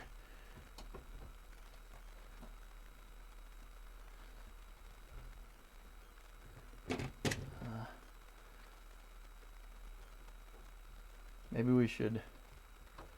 Oh man, see, this is the one downside of having an old truck. Oh, look at all these holes people drilled in the dash for different whatever. Pretty sure this is supposed to go right there. See, I don't know. But we do have power, so that's good. So we get that going for us, which is nice. I'm gonna need to button up that wire. Okay.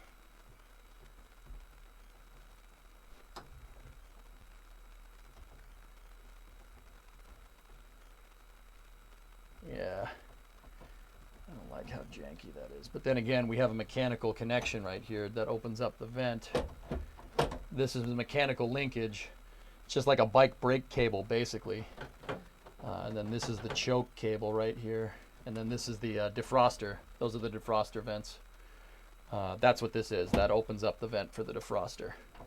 But yeah, see, I don't know where this was when I had it before. It looks like it was right there, but the holes for the bracket don't line up over here. I don't want it too close to the shifter either. Like, I don't want to go to pull the heater and then put this thing in reverse or something. You know, that would be problematic. You know what? Let's just leave that. We'll leave it there for right now. We'll leave it there for right now. It's fine.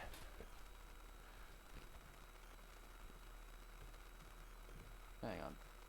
Look at my fingers. 4 stones, 4 crates. Hey, Rain, what's going on? Sorry, I was away from chat for a second. No, leave it there as a 12-volt wake-up device. Cool, cool.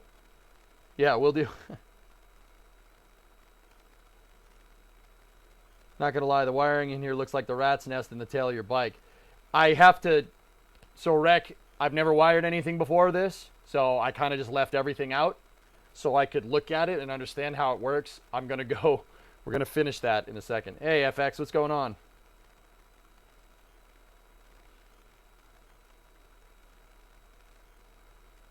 Willie GK finish line. Cool, cool. Yeah. All right.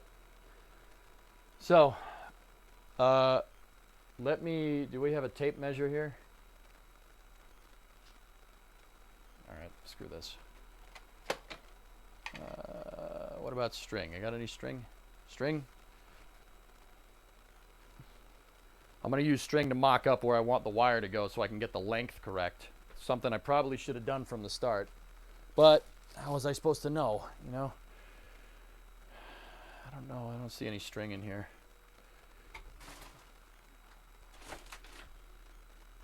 Whatever. I'll snake the wire backwards then.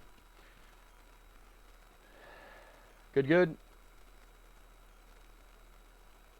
One day the thing's just going to cut out and go boom.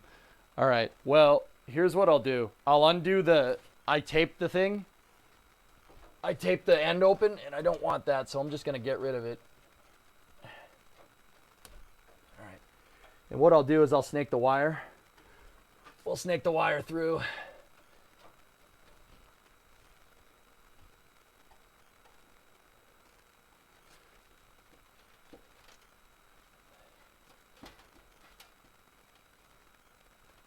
Okay. Now give me the purple wire. And then I'm going to do the same thing with the perp. And then we got to work on the ground in the engine bay as well.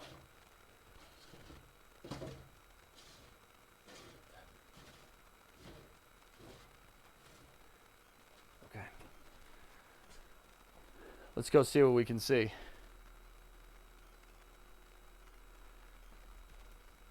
Did you guys see the wires come through? Oh yeah, there they are. Excellent.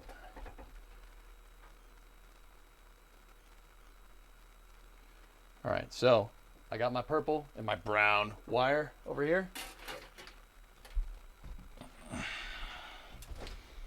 So these guys right here, they need to go into this right here.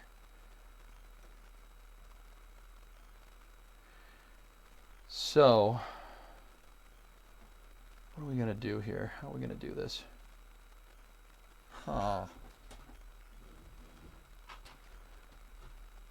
So we could have them go up here like this, and then we said they're gonna go over, right?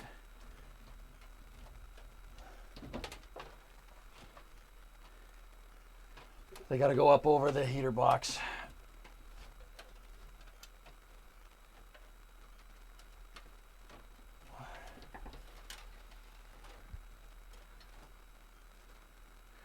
Right? So I have the wires here. They got to come up and over, and then we got to put them in the channel right here.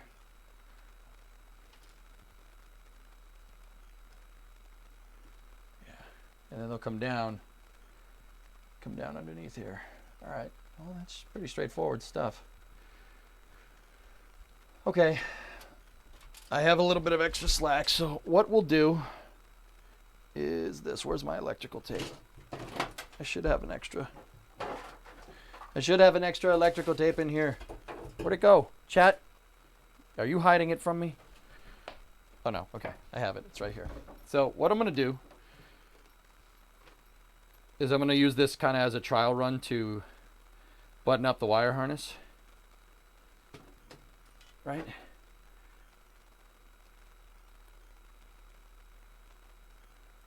I'm just gonna tape these up to get them to kind of act as one wire so I can run it easier. Then what I'll do is basically just tape it to, or just put them right here temporarily so it helps me figure out where I want to run these things. See that? I just buttoned them up together. I think I have too much slack here, but that's okay, that's fine. So I'm just gonna get some electrical tape right here, and then I'm gonna just keep taping these two wires together so they kind of work. I'll be able to run them as one wire.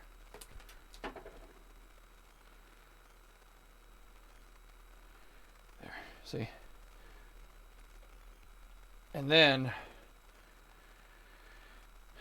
yeah, I'll run a piece of electrical tape every couple of inches, or every not couple of inches, like, I don't know, every 5 inches, which is what, 15 centimeters, something like that, just to keep these things together so they don't get too tangled up. Once again, it doesn't have to be perfect, just good enough.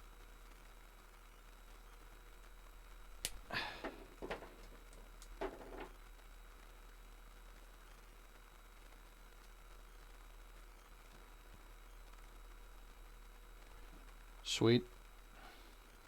This looks good. Here, I gotta get my phone so I can watch chat while I'm in here.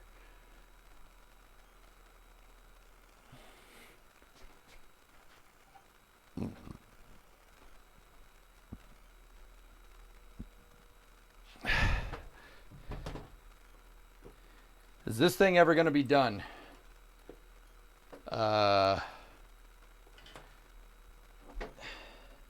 Maybe. I mean, if you've been paying attention, Kamek, yeah, it'll be done soon. Dude, I want to do a sprint week this week. I'm working on the truck every day this week, except for Monday because I overslept because I'm an idiot. But yeah, I'm gonna do these truck streams in the morning, and then we'll. I want to get this done. I want to get this done by the end of June. I'm dead serious about that. I want to drive the damn thing, man. I've been sitting here watching it for 8 years. Just freaking looking at the damn thing.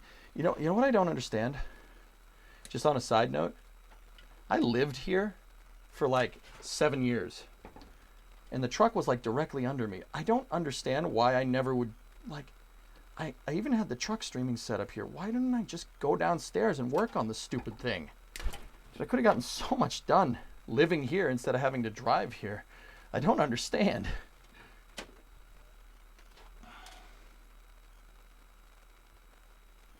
don't know why I never, like, dude, if I was doing this nowadays, if I lived in the same place where the truck was, I mean, this is my folks' house, but this is where I streamed from basically 2012 to 2018. I streamed here for 6 years, and yeah, just could have just come down here and worked on the stupid thing. Like, literally, just walk down here. Like, I don't know why I didn't do it after stream. Wiring doesn't take much time. Or it's not very loud, so you could have done it at night. It wouldn't have been a big deal. Just, I don't know. Lazy. Lazy EJ.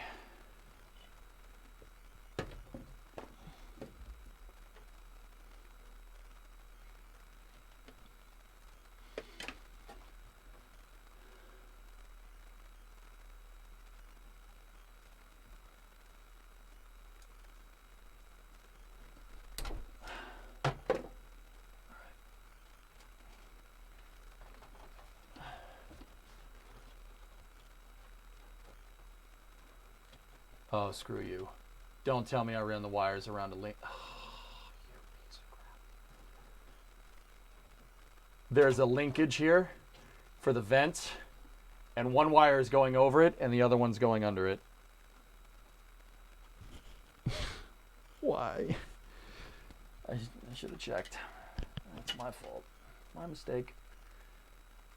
So there's a linkage to the quote-unquote air conditioner. The air conditioner is basically just opening up an intake into the cab from the outside. Shut up, Mason. Nicely done. Give me that crap. It's not my fault, Jabba.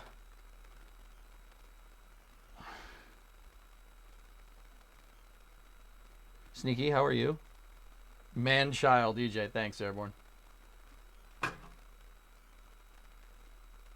Bro, Airborne, you know what, man? You know what I should have done when I was 18?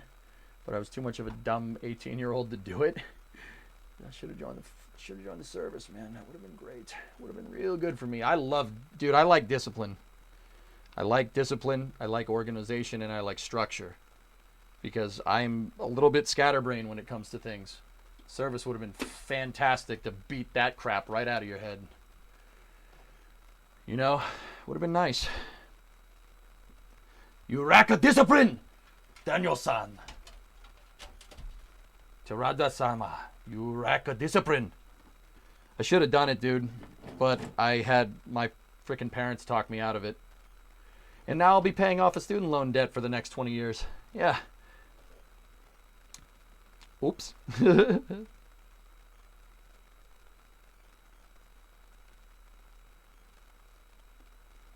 Just join a karate studio.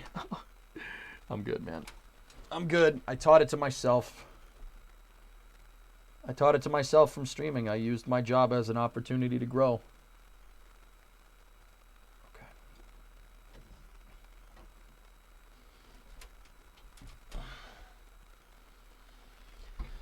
Okay, so what I'm gonna do here is put 2 bullet connectors on. I gotta find some.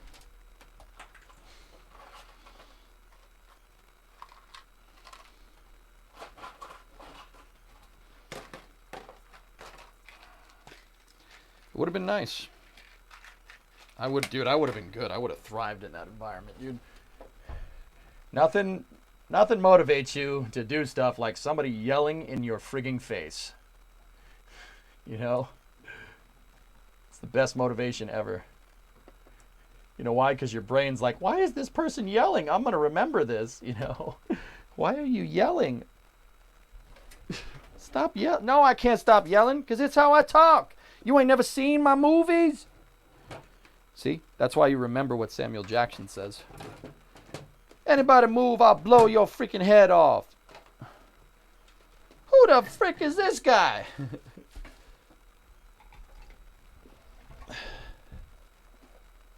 Pass on the yelling part. Vin, I don't think I can picture you yelling in my mind. How is that? How would that work? Don't say magnets. Okay, so now I'm gonna cut these wires just a little bit. We're gonna, nope, not big enough.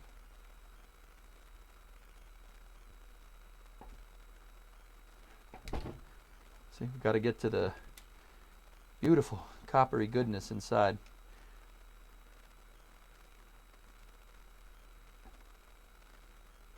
You know, as tedious as this stuff is, I actually enjoy it. It's kind of nice, kind of zen. You know what I mean? All right. So we have these here. Now I got to find some heat shrink.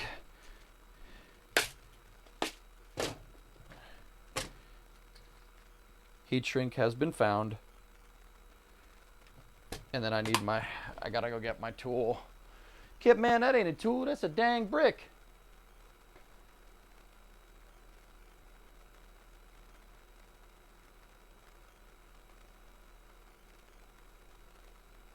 Is that why drill sergeants yell? Sneaky, a drill sergeant yelling in your face is a good way to remember, because your brain doesn't like it when people yell at you, right? You need to learn discipline, man. That's why the military is the way that it is. And I know it's funny, the joke and stuff, but you have to learn discipline because you need to be able to keep your cool when people are shooting at you. And when explosions are going off and stuff, you need to be able to keep your cool. It's like asking somebody to take a test, like, okay, tests are stressful. Now take a test with explosions going off next to you. Like, you need to be able to keep your cool. That's why they beat into your head, to keep your cool. So you want chat to yell at you? You guys already do. No, believe me, Blue, you don't need to yell at me. I yell at myself.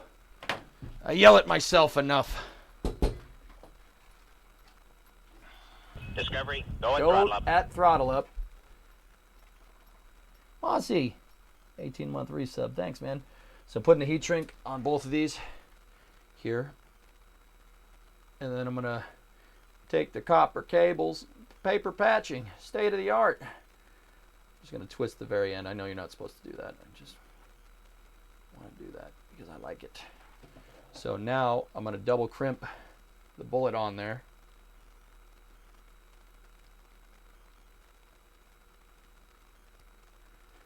Now we just got to make sure that this doesn't go anywhere.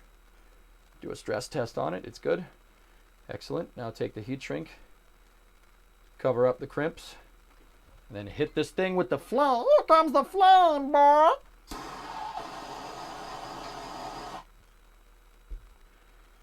There you go.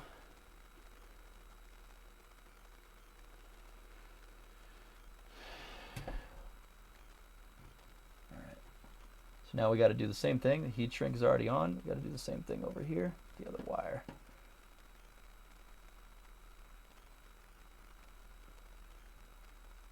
I miss Meatwad. Yeah, that show was awesome, man. But I don't know if Aqua Teen could exist in the modern age.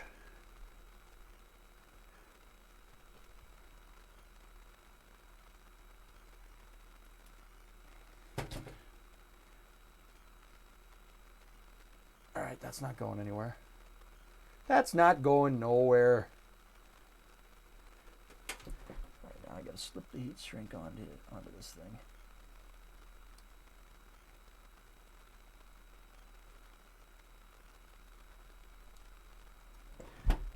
Sometimes this is takes a little bit of finesse here.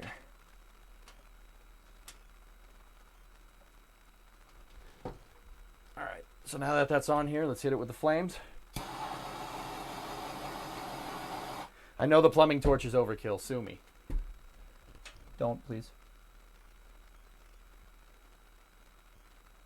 Alright, Steven. See you, buddy. Okay, there we go. So now, what I'm going to do, I'm going to go up here, make sure you guys can see.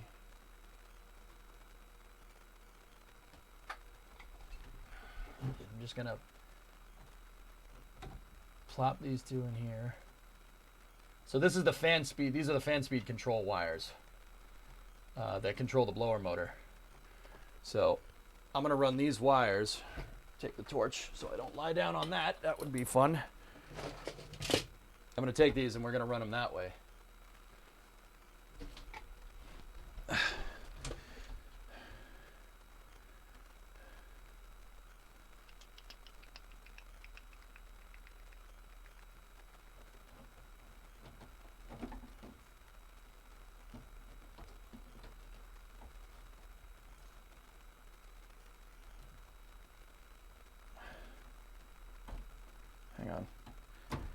So they got to go up and over this linkage right here. This is the, once again, that's the linkage to the defroster. And I know this bracket's kind of loose right now. I'll tighten everything up. Okay. Okay. So now we run the wire into the tray.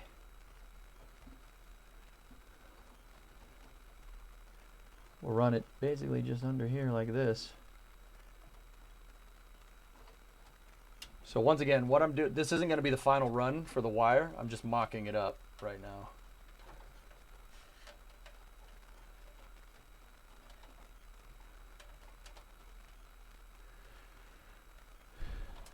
Okay. It's going to need to go underneath the radio and stuff. And I'll have holders that'll hold the wires in place here and stuff.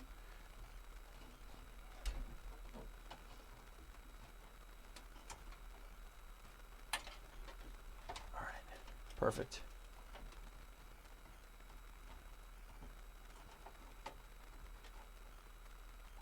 Excellent.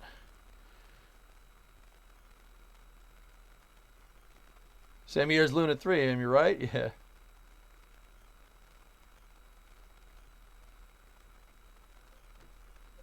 Do people really criticize for the torch? Yeah, sometimes.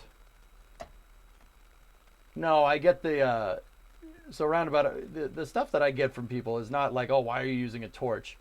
What I get from people is, you know, you could just use a lighter, right? And I'm like, yeah, I could use one of those if I had one.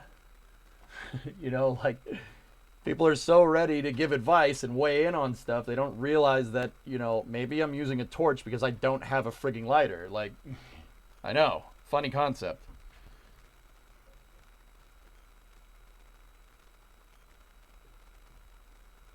Ugh, illness, gross. It's disgusting. Okay, cool. I have a little bit of extra slack, but we also need to figure out how we're going to go around this damn cable linkage, because I split the wires around the cable linkage because I'm an idiot. All right, let's go. Let's go out to the other side of the truck. Come with me. Ven conmigo. All right, so see the two wires coming out right there? We have to take these, and I have them just attached to the spools right now. We have a lot of extra slack in there, so what I'm basically going to do is just cut these. I'm just going to cut them right here. I'm pretty sure that this is more than enough slack, and not pretty sure. I know I am, but just in case, I'll give it an extra foot, and then we'll cut those. Take the two spools, get them out of the way.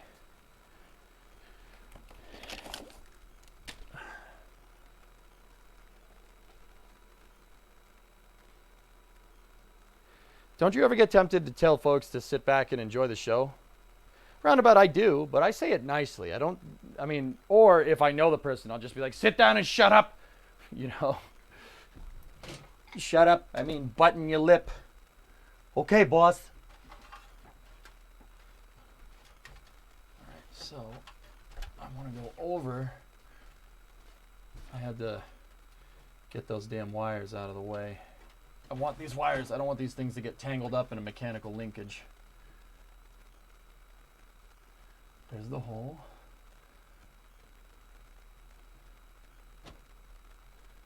Okay, found it. Sex jokes, I know. Okay, two in the hole. Perfect. Yeah, shut up. Shut up, chat. Just shut up.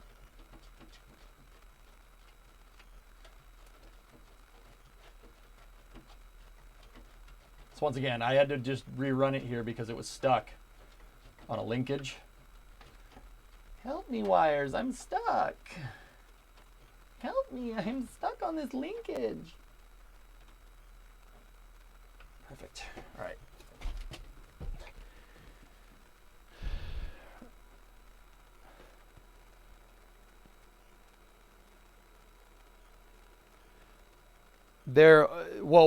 Airborne, the linkage was going like this. The linkage is here. It's the linkage to the floor vent on the right side, on the drinker side. Vice grip. and the wires are going like this. The way when I ran them through, I didn't notice that they were going over the linkage, so I had to pull them through, and now they're both going over. Yeah, I'll button them up with insulative and tape and stuff. I just didn't want them splitting the damn linkage. That's how you get spaghetti. So, see, we're in through here, and I gave myself a ton of extra slack, which is good. What I'm gonna do is I'm gonna go back in there, and I'm gonna tape the wire where I want it to be, so when I pull on it, it doesn't come undone from where I routed it. So this is all just part of the mocking up process that you have to do here.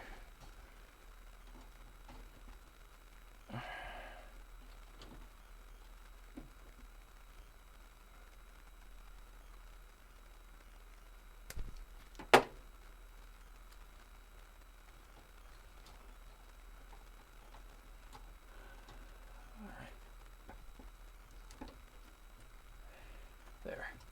So I just taped the wire on the inside of the firewall. So if I try to pull on it, I won't mess up from where the wire is routed, where I mocked it up in that tray underneath the dash. There. Perfect.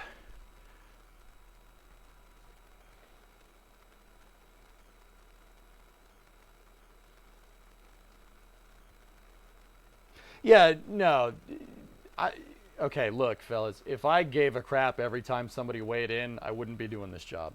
I understand people want to help.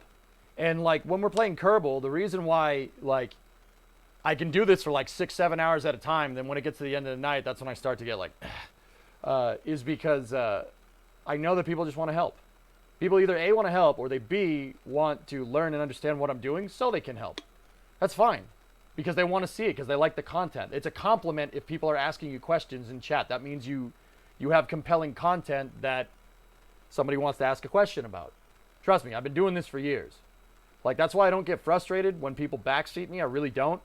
Unless it's like blatant, like, oh, you're not playing this game right. Yeah, you know what? Screw you. Like, if you're just gonna say you're not playing this game right, you clearly aren't. You clearly don't want to add anything to the discussion. So piss off. Don't be part of the freaking problem. Be part of the solution. And that's why I don't mind sitting here and talking with you guys about this stuff. It's fun. I enjoy it. Unless it's Factorio. Oh, Gerardo, I'm telling you, it's the worst. It's the worst, man. Everybody's got to weigh in on how they like to do Factorio, and that's fine. But, man, dude, when I played it, man, everyone was just like, you're not doing this right. And I'm like, let me figure it out. And they're like, no, don't figure it out. It'll just create more problems for you later. I'm like,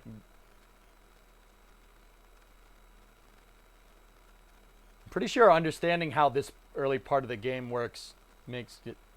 All right.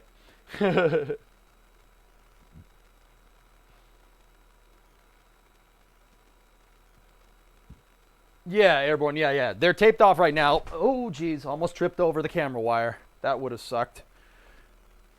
Almost tripped over the camera wire. I'm really happy that the camera you can't see, but you probably did. Anyway.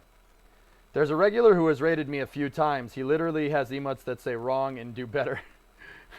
That's the community. Dude, I almost bought it right here. I almost bought it on that damn wire. That would have sucked. Live stream fails for sure. Okay, so I gave myself tons of extra slack. I did that on purpose. I'm going to run this wire down here. We're going to run it down underneath here. And like we were saying before, we'll go underneath the battery tray. That's fine. There we go. Cool. I'll give myself just a tiny bit of extra slack right here.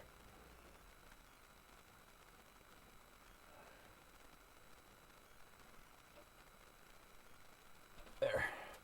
Okay, so I have my spot right there. Now what I'm going to do, I'm going to cut this and boop. And now I have some extra wire slack. I can use this to make bum wires or something later if I need to. Let me get the bullet connectors and the heat shrink. And then I need my blowtorch.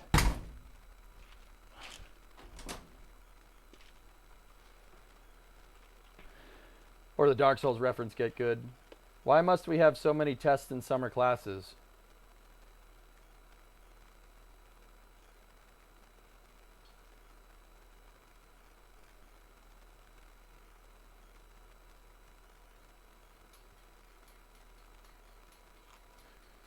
Yeah, drummer, be quiet. You just want me to play Factorio. And you know what? Maybe I'll give it another shot. Who knows? Who knows, man? How's the truck, Guinea? It's going good. I'm working on the heater box harness right now. And then, yeah, we're making some good progress here. And once I get the heater box harness figured out,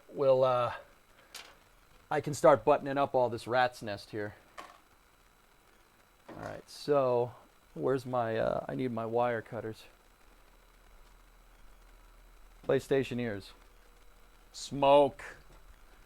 Smoke. Smoke. How you guys liking the 3-camera setup? Good, bad, better? Is it easier to see? I mean, the light camera is definitely helping. I know that.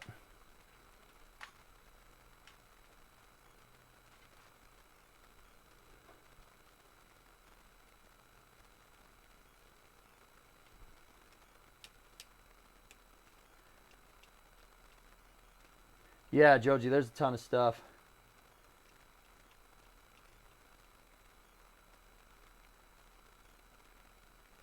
Not bad. The right two feel a little redundant. Yeah, Taradra, this is me talking to the computer camera. I mean,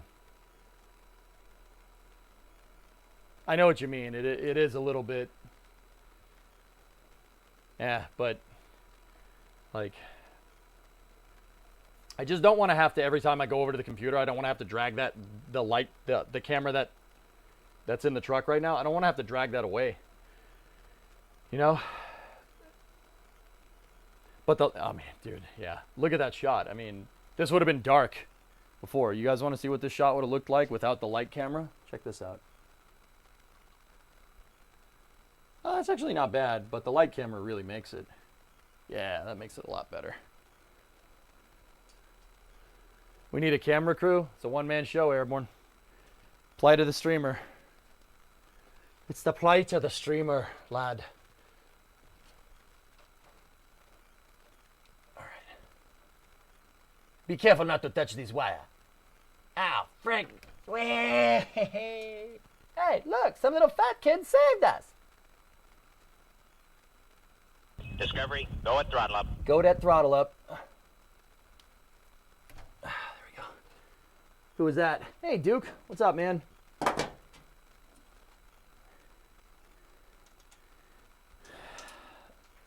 Dude, I'm low buck, Airborne. I try to keep my production costs, so to speak, down. I know that sounds ridiculous, right? All right. So we got to put the heat shrink on these things.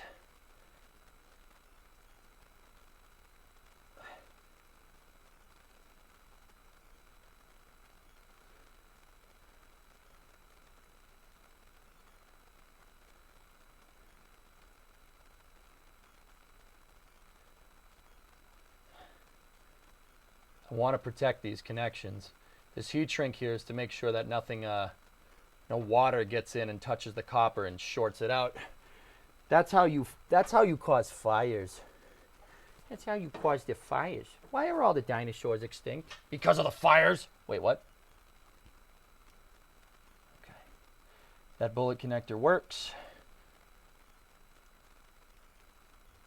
Cool. Okay. So let's take this.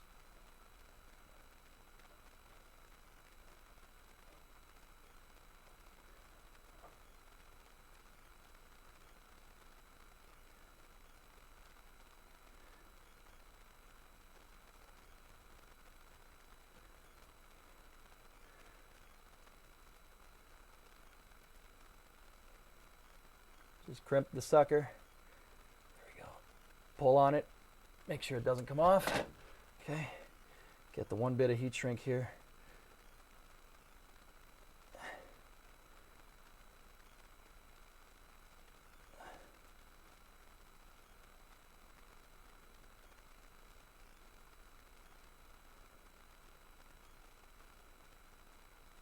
Okay, that one's ready for the torch. Not the other one, though. Got to get the other one ready to go. My work started a new route this week. It took me by March Air Force Base, and I saw their outdoor museum has a shuttle SRB. Cool, man. The water also causes corrosion, which increases resistance. Fire loves resistance. Yeah, if you bottle up all the freedom moving around in these wires, Mason, the freedom will try to escape. Can't have all the bald eagles come out, man. You need the bald eagles to stay inside of the wire.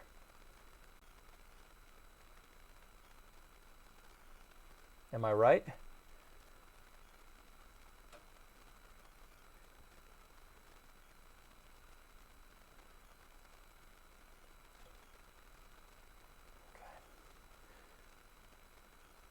All right.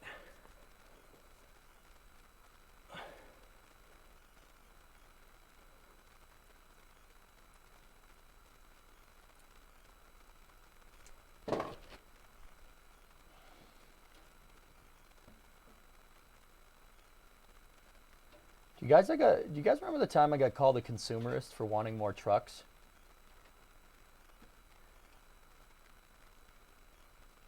You guys remember that? Remember that guy? I can't believe that. He's like, I'm like, dude, I want another truck. The guy's like, man, typical consumerist behavior, typical American. I'm like, what? What are you talking about, man? I like trucks as a hobby. I don't need another truck. I want one. You guys remember that? Do you think Hank Hill sells Freedom and Freedom accessories? Yeah, absolutely I do. I think he absolutely does because, you know, propane is freedom. Propane is America. So technically, yes, he does sell propane, freedom, and freedom accessories. There. I'm just trying to get the heat shrink up so it covers up the entire blue part right there. All right, hit it with the flames. You can't fix stupid? Yeah, like, I don't know, man. I didn't really know what to say. Like, I've never been called that before for wanting more trucks. I mean, I like trucks because I think they're cool. It's not something that I absolutely have to have. It's not like an obsessive compulsion or something, you know?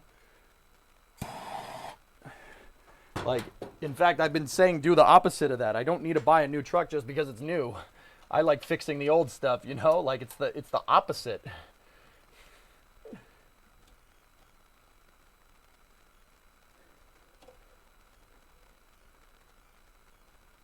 Okay. That's hooked up. So now, what I got to do is I got to get the ground wire hooked up somewhere. I don't know where I'm going to do that. I could probably ground it off to that bolt, but I'd have to buzz. What does that make people like Jay Leno? Yeah, I don't know. I don't know, Taradra. The guy was a sub to the channel, and I'm like, I'm not trying to be a jerk, but like I'm like, oh wow, what an edgy comment to say. And he's like, yeah, you're just a typical. I'm like, are you serious? And then I was like, is this how you think? Because I like working on trucks and I like using my hands to fix stuff and make it run, like that I'm a consumerist? I'm pretty sure you're confused. And the guy's like, yeah, whatever, man, good game. And then he left. Like, I feel bad because that guy was a sub, but Jesus. Is that how you think? Holy crap, man. Like, and don't get me wrong, I totally get the whole, you know, you're just a, you know, like, oh, I need another iPhone because it's new. Like, I totally understand that behavior, and I don't agree with it. But this, I don't think that this is that. I think this is a little different.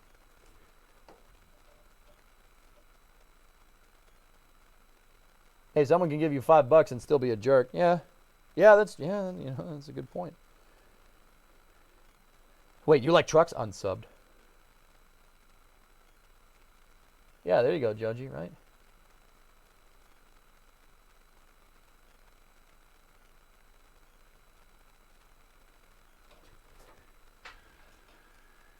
Yeah, I know, Pop. It was funny. What would be a dream truck for you? Oh, I like this one, man. This is cool.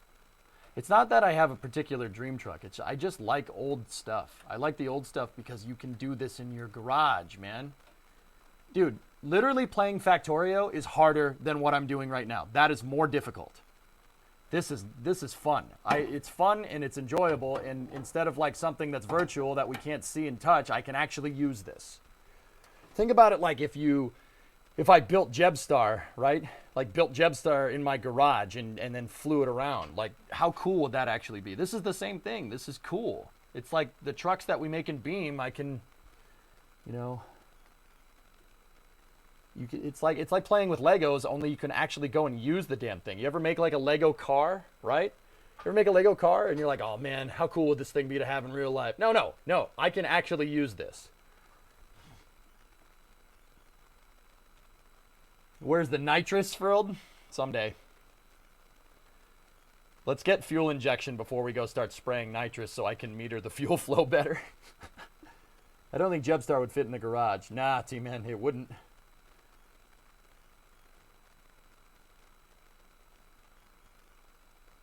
Yeah, clean blade, right? Wouldn't that be cool? I'd like a 72 C10. Yeah. I don't know. If I could have any truck, you know, I really like... It's a little bit obscure, okay? It's a little obscure, but I really like 96, 97 Fords. The F150 and the F250, the OBS, old body style. So the box body, like the last of the metal trucks, before, like, because 98, 99, they introduced the Aero package, and it's all plastic and stuff, like plastic bumpers, and, you know, oh, we have to increase aerodynamics on this pickup truck. You know, because pickup trucks go at speeds where aerodynamics matter. It's a frigging pickup truck. That's like, oh yeah, we're going to make this brick more aerodynamic. It's like, man, okay. You'd need a small airplane hangar. We need an orbiter processing facility, man. And I was looking for shop space last night, and I actually found a hangar. I found a hangar on Facebook Marketplace. It was like $1,200 a month rent. There's a small aircraft hangar and it could fit a Cessna in it. It's too far away though. It's actually down on the Cape where I was.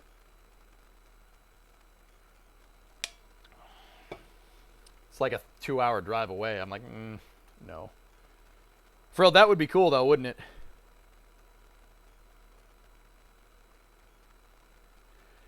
Yeah, Fragman. Hey, yeah, I know. You don't need the best, dude. It's like, you know, DSLRs are like having a Ferrari, dude. There's cameras, like if you go by, now Fragment, my camera knowledge is a little bit off. It's probably circa 2016 when I stopped working at Best Buy. Fragment, the Best Buy that I worked at in Framingham was a hub store. We had everything, dude. All the Sony stuff with the Zeiss lenses, all the hardcore Nikon stuff. Dude, we were selling 300mm lenses out of the store. That's how big that store is, you know? Frill, that'd be amazing. What's the current state of residency now? Where is your current? It's an apartment, clean. That's inside of Boston. It's in Boston for the most part. Doesn't sound so bad. Yeah. But Fragment, we had a hub and spoke store, so like they had guys that were coming in and buying like Canon A7s. I think it's a Canon A7. Like they were buying A7s, and like I knew all the specs to the cameras because I was inventory control, and I'm just sitting there like people would come in, oh yeah, I'm looking for an entry-level camera, and the clerks would be like, oh, buy an A3, buy a Rebel T3i, right? Or T5i. Those are the entry-level ones, and they'd go right for the A7, and I'm like, okay. Or they'd go right for the Sony with the Zeiss lenses that cost like $1,200. I'm like, all right. Yeah, A7 is Sony. So they were going. So what was the Canon one? What was the really nice Canon one? It's T3i, T5i. I remember those. And then there was a higher level one. Gotcha. I live in East Tennessee and enjoy watching SpaceX launches off my back porch. It's perfect for them. Hell yeah, man. Tennessee's cool, man. That NASCAR race, it's fun to watch, dude. A little bit boring. Freaking Hendrick won again, but whatever. Yeah, so, I mean, you're right, dude. You don't need complicated equipment. Like, even me with the stream, dude. My stream's low buck as hell. I have a C910. C910 for my main webcam at home. C910. Not a 920, not a 922. That camera is like 12 years old. I bought it in like 2008. Still works great. Heck, I had the simplest computer setup, simplest lighting setup as I possibly could, low buck, as much as possible, setup until like 2017 when I switched to the dual computer setup. I mean, now my setup is pretty expensive with the green screen and the right lighting and everything and the dual computers. Now it's pretty expensive, but you don't need a crazy setup to stream. Like, look, I streamed the other day off of a laptop sitting in a bedroom down on the Cape. We watched the launch. We did it just fine. The audio was a little, but hey, whatever. It's not going to break, Taradra. Yeah, 5D. That's right. That's the 5D. The 5D Mark III. I remember now.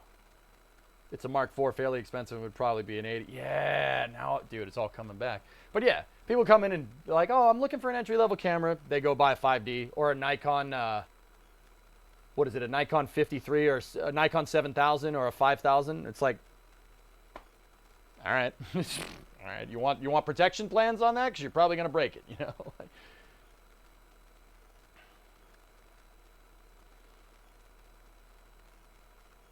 Said the word Tennessee and instantly thought of NASCAR. Now that made me laugh out loud. Clean, it's not because I'm conflating, Tennessee, good old boys with the NASCAR. If anything, that's North Carolina. The Nashville race was last weekend.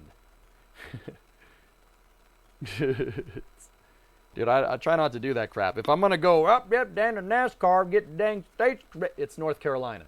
Specifically the southern parts of North Carolina. If we want the good old boys that drive around the cars, man.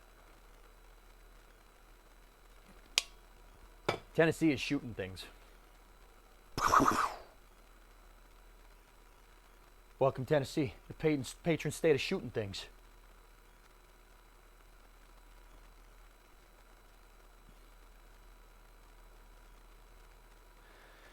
Most I paid for a body is $250. My two best bodies are 70D and a 77D. My cheapest body was a SL1. I paid $80 for the 50 millimeter with a 50 millimeter prime. Nice, nice.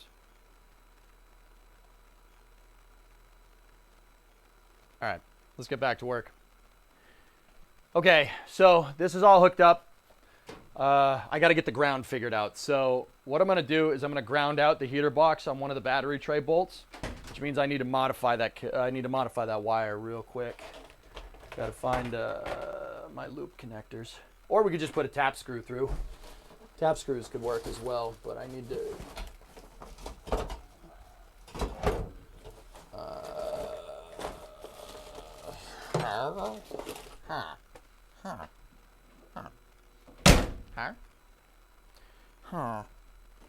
Where are my connectors?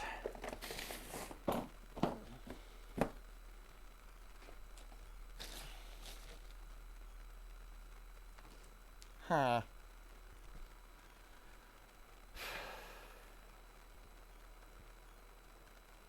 enjoy my 30-piece metal thrower. Yes, gotta say. Well, I mean, yeah, it's a metal thrower because all of your firearms, that boating accident, bro, sucks. It sucks. It just fell in the water. Yeah, the metal throwers though, differences. See, yeah, I know what's going on. I know how it be. They don't think it be like it is, but it do. So I'm trying to find another loop connector. Oh, I think I got it here.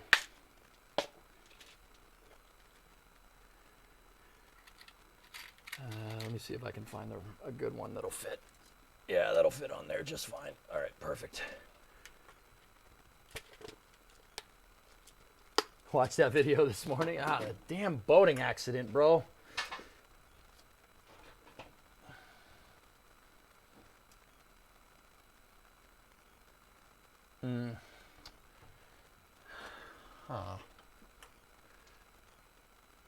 These are the old wires, man. All right, we'll cut it and we'll see what happens. Got to be careful though. This is the original wire that I buttoned up from 1959. We gotta just, there we go. Oh, sheath came right off. Nice. That was easy. Excellent. So the reason why I didn't replace these wires is because they're integrated into the blower motor.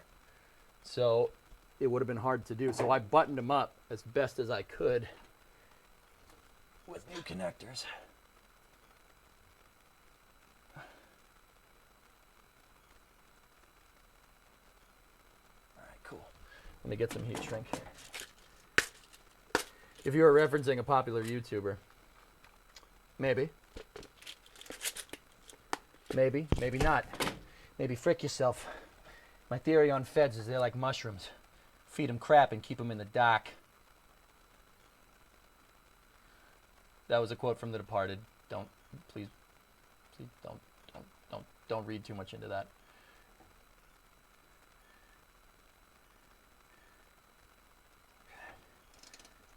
So this is a ground. This will complete the circuit. So the negative on the battery is connected to the firewall via a ground. So if I ground out the blower motor on the firewall, negative out on the battery to the ground, through the firewall to the ground here, and then the positive is running through the ignition switch or through the blower motor control switch inside, and that regulates the power going to this. That creates the circuit. And that should be good, man. All right, let's crimp it.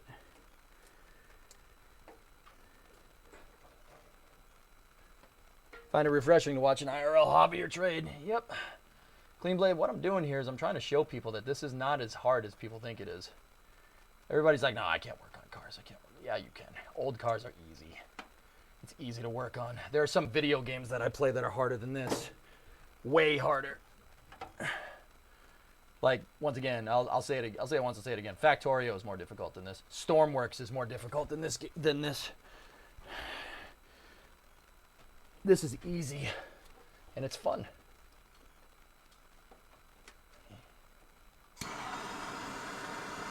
Burning my fingers. Ow.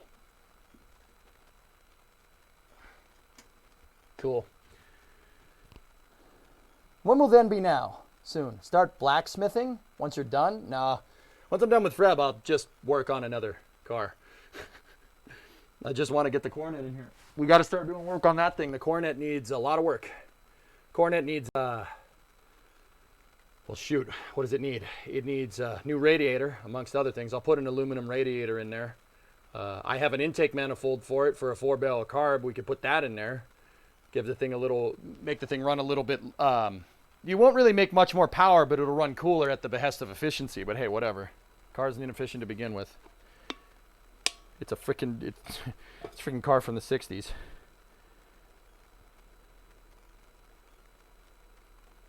That's right, Clean Blade.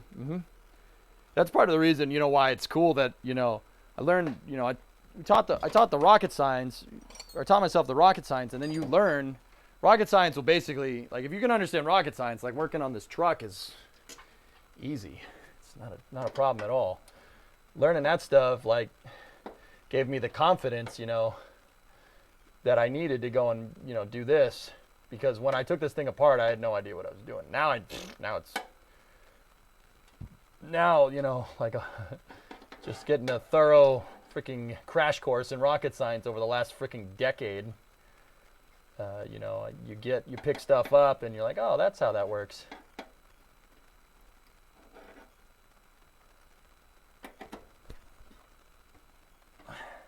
So I'm just grounding out the connection here.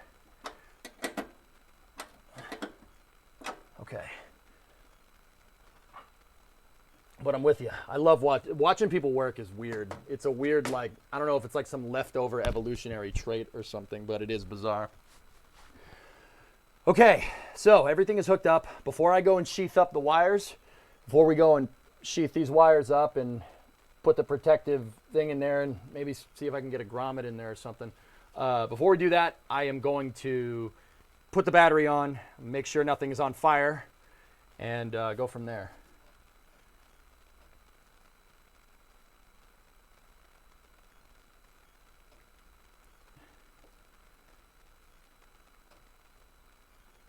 Knowledge. When drive? Soon. I mean, I could drive it right now. It'll run and drive. I mean, the brakes might be a little weird because they're leaking, but all right. Oh, man, that thing is heavy. Okay. So, positive on. And then what we're going to look is make sure we're not drawing. Make sure we don't arc. There's no arc there. Good. All right, cool. That means there's no draw on the battery, which means none of the wires are running power except the wires that I just connected. All right, so the battery's on. Now, let's go over here, check underneath the dash, make sure nothing is on fire. Don't worry, I have an extinguisher. Let's feel this wire, make sure it's not hot. All right, ready? So let's turn the key. Turning the key will give this power, and bro, yes, yes, excellent. The defroster, hey, the defroster works, hey. Uh-oh.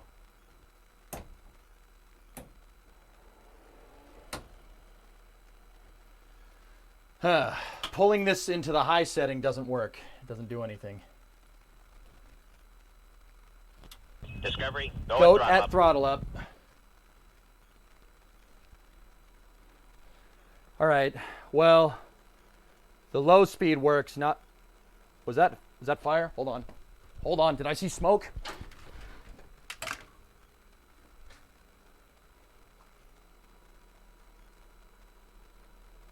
I'm looking at the camera in there.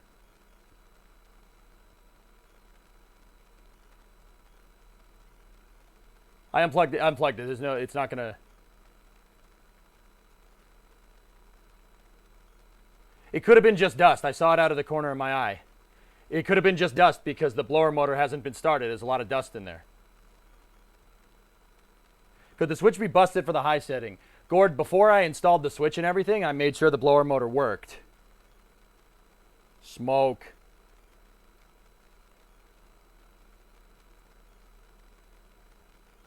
Let me touch the wires. You'll know if there's a ground or a short somewhere if the wires are hot. Nope, not hot. I'm going to go ahead and say that it was probably just dust, guys.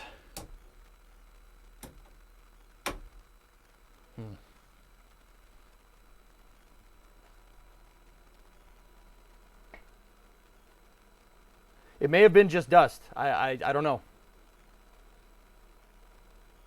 No, it's orbs. It's a ghost. Yep.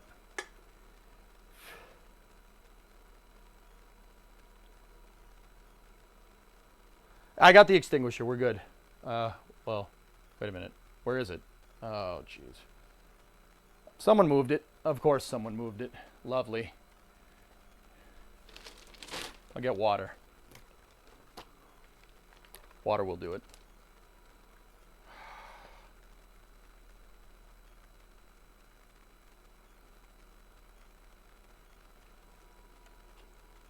I don't know where the fire extinguisher went. Why would someone move that? Oh, there it is. I got it. Yep, it's just under a bunch of things. Because of course it is.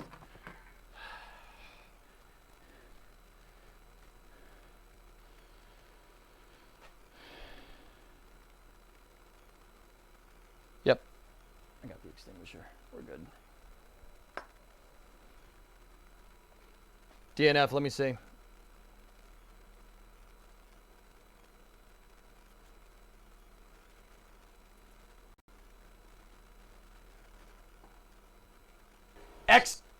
Let me see. The defroster? Hey, the defroster works. Hey. Uh-oh. Oh yeah, it's just dust. I'm looking at it now. It's just dust. Pulling this into the high setting doesn't work. It doesn't do anything. Discovery, Goat at throttle up.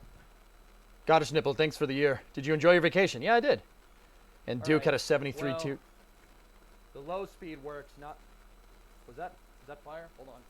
Hold on, did I see smoke? Excellent. Yeah, it's just dust. Good. Duke, thanks for the resub, man. Appreciate it. Flipping those vents helped. Yep, yep. Check the VOD, was just dust particles. Good, good. Good reaction time, though. Yeah. Yeah. Thanks. Yeah, okay. So I got the extinguisher now, so we should be okay. Here, let me... Now we got to figure out why we're not getting high power. I might not have the stuff plugged into the right terminals, but it doesn't matter. There's such low voltage that switching them around isn't going to make that big of a difference. But so that means we're getting a good ground. We have a good ground to the blower fan, so our loop connector that we just put into the battery tray, that works, and it creates a nice connection, which is good. The ground is huge. You need that to work. That's very important. All right, so let's go in here again. Let's see what we can see. So power is on. All right. Yeah, dude, this thing's blowing strong.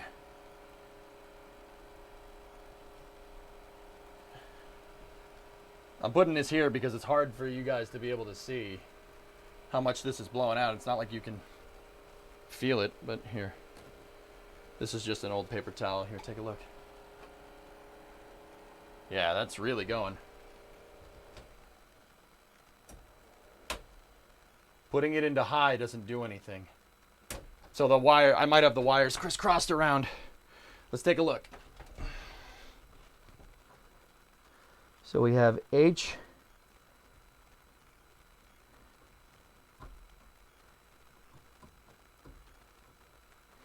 B is probably power. I think I may have gotten these wires a little backwards.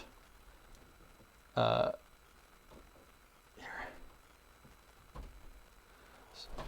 Woo! Ready? I got a little zap there.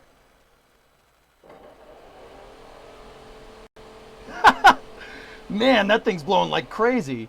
Dude, I touched the connection between these two and zapped myself. Got a little bit of a zippity zap. So, all right. That means we just didn't have the wires hooked up to the switch correctly because, check it out, low and high. Man, that thing blows.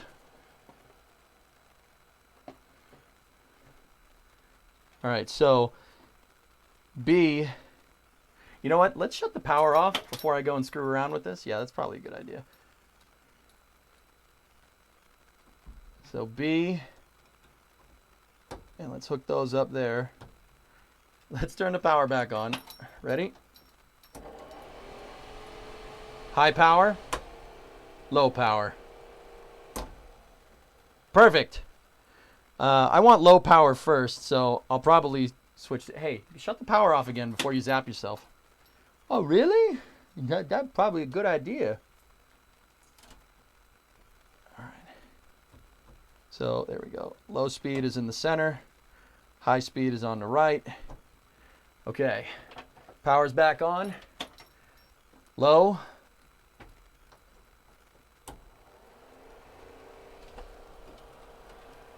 Yep. Man, this thing blows. I'm going to make that joke a lot. Okay, high speed. Man, that thing really cooks. Go at throttle up. It's not getting hot or anything in there, is it? Nope. All right, let me pull the... Let's check up here. Is the defroster working? Oh, yeah. Oh, yeah, the defroster's working. Here, take a look.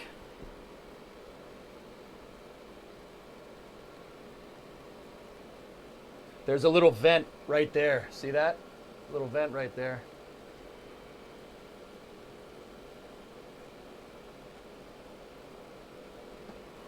And it's going, yep, it's all the way.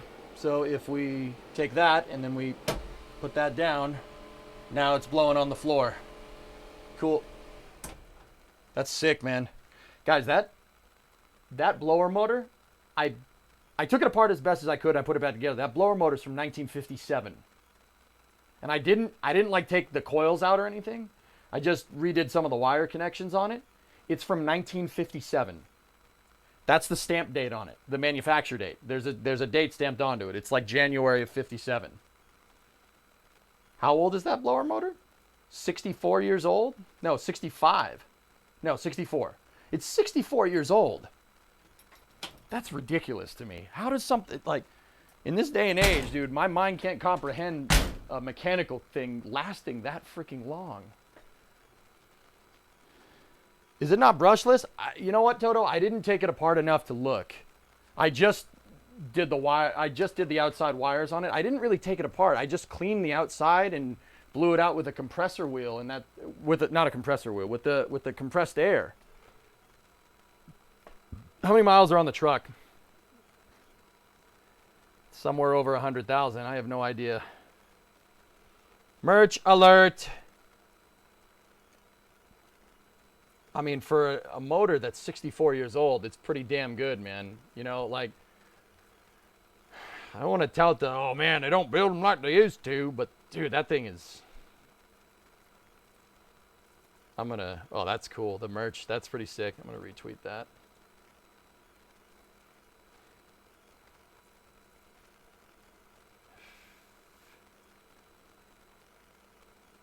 Dear Diary, today EJ showed me his old paper towel flapping in the wind. He was so happy about it. He's such a dweeb.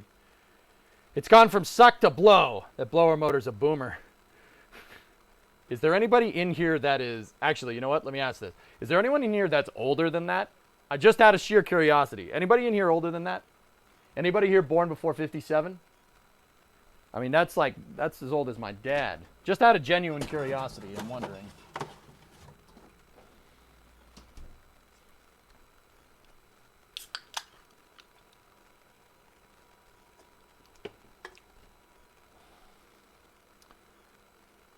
You're 240 years old? Yeah, in Russian years, though, which means you're like 5, right?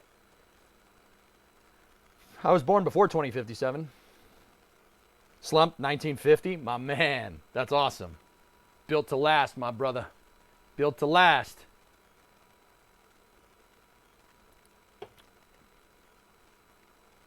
I love this stuff, dude. I love stuff from the 50s and 60s. It's indestructible.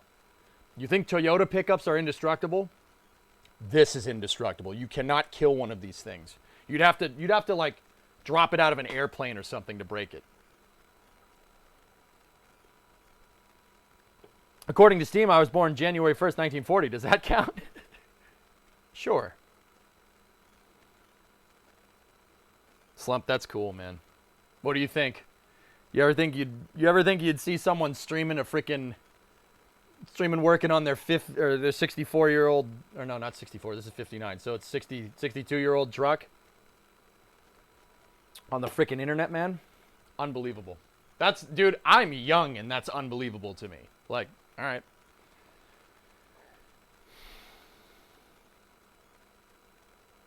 I guess you watch the Hilux videos. Merkers, I couldn't do it. I couldn't watch the end. I couldn't watch them drop it out of the damn helicopter. That poor Hilux. Why would you do that to a Hilux? Yeah, lols, I saw the 10-year merch. I kind of want it.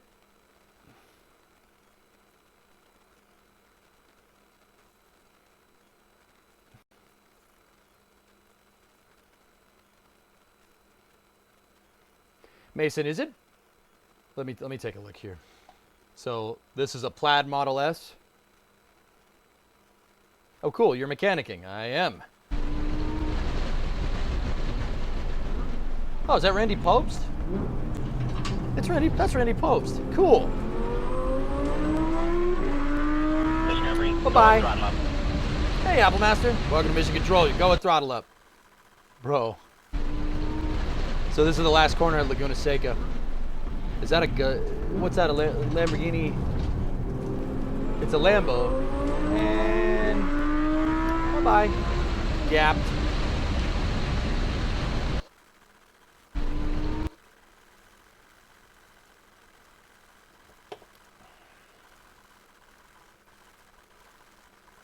Merkers, you know what?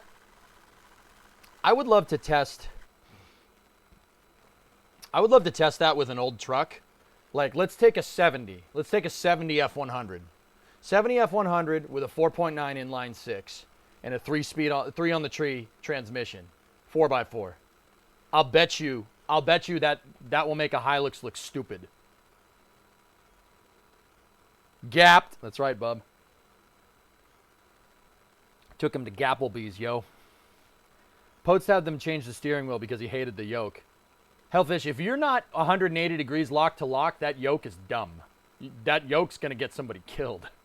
Because, okay, cars, you need to turn the wheel more than this and more than that to get the wheels to go to full lock. Like Hellfish, I know you know this. This is for everybody else.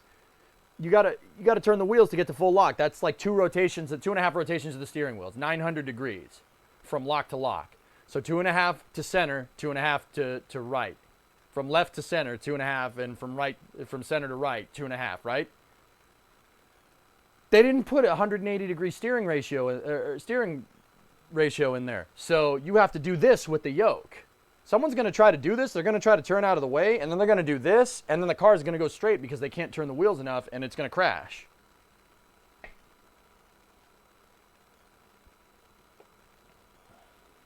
You need, like, if they were going to do that, they would need 90 degrees. So turn 90 degrees, turns the wheels all the way.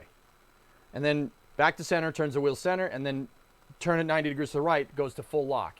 Or else that, I don't, it's cool. Don't get me wrong. It's really interesting. That's a really cool thing. And I'm sure Tesla has some way of getting around it. You could probably do the you know, to get around that. You could probably palm it around, which people do with cars anyway. But I mean,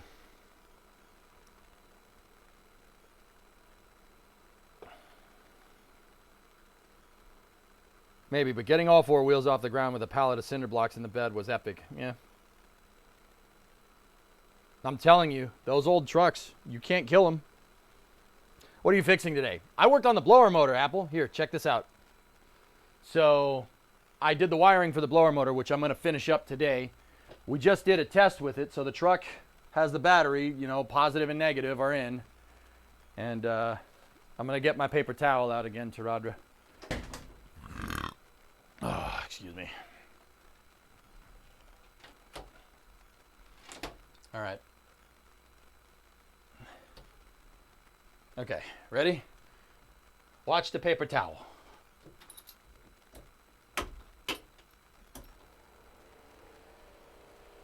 See? High speed! It's Mega Blower. Mega Maid. She's gone from suck to blow. So we have off, right? Low speed. High speed. Not bad. Considering how old the damn thing is. Not bad. So now what I got to do is just sheath up the harness and then we'll go. I'll work on that now. Blow me. Dude, that thing moves a lot of air for a freaking, I mean, the motor's only this big. Here, let me take negative off, take positive off. Oh man, that thing's heavy. I said that already when I moved it previously. So here's our wire, and we know the wires work, right? You guys are just gonna sit on the coil there for a second. We know the wires work, so now I gotta just button this up. Gotta hit it with the Tessa tape. So I'm gonna take it out.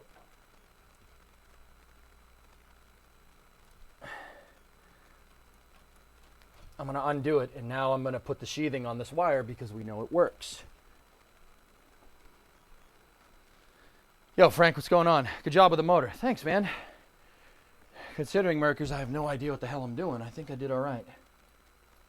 Okay, so brown on the left, purple on the right. Remember that, chat.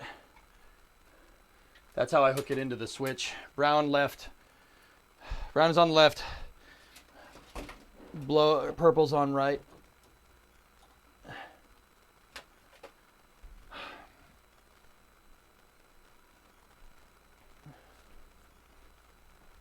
All right, so I'm going to pull the wire that I just ran out of here.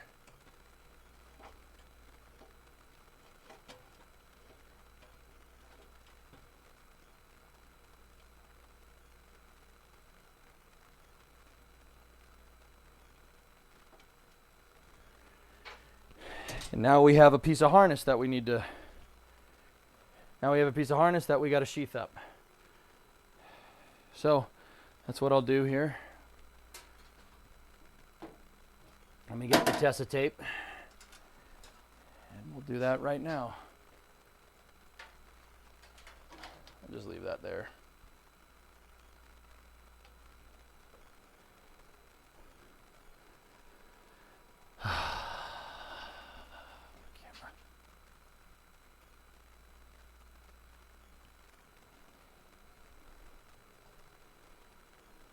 This is so cool to watch. I got my first car a year ago, 2011 F-150. I want to start modifying it, so it's great to learn. Right on, Gabe. Hell yeah, dude. That's cool, man. This stuff isn't hard, and it's fun. Like I'm not gonna lie to you. I got pretty excited about seeing that blower motor work because that means I know at least to an extent what I'm doing. So what I'm gonna do now, guys, is button this wire up. I'm gonna go split webcam big like this. Actually, you know what? We can do split main. That'll be fine. I'm glad you like it, dude. I'm just trying to do stuff on Twitch that I don't see many other people doing. That, and I love cars. Like, Gabe, I'm a space streamer. I do STEM outreach, and I play like Kerbal, and I teach people about like SpaceX and what they do and stuff. And that's kind of like my quote-unquote day job here. But yeah, there's no doubt that this is fun, man. All right, so this is the protective sheathing. So what I'm going to do is just take this, and then we're just going to start wrapping it up. What do you want to do to the F-150? First of all, what motor does it have in it? Is it a 4.6 or a 5.4? I think F-150s only had the 4.6, and then they had some V6 in it. It's oddly relaxing. Oh, I'm glad you guys like it, because I can have some fun with you guys. We can chill, shoot the crap, so to speak, and I can actually get this done. It's nice to have someone to talk to when you're doing this work. And it's also nice to be able to have a second opinion.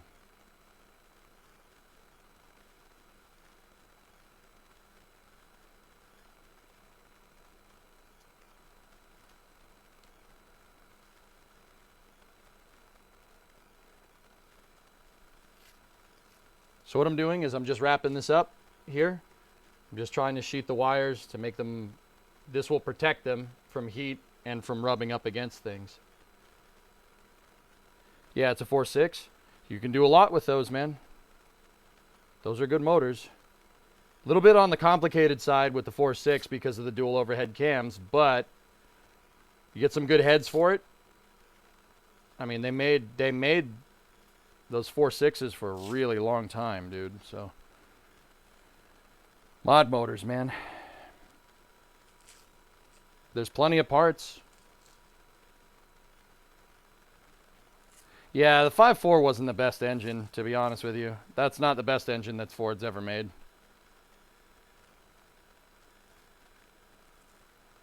They named the Plaid Model S Dark Helmet. I love it. Love it. I'm here anytime to troll you. Don't worry. Keeping in mind the time difference, of course. Thanks, man. There should be a hot rod slicks and push rods category on Twitch. Dude, that's not a bad, Kyron, that's not a bad name for like a show. Maybe that's what we should call the, that's what we should call the auto streams. Hot rods, slicks, and push rods. That sounds like a Cletus t-shirt, I'll be honest with you.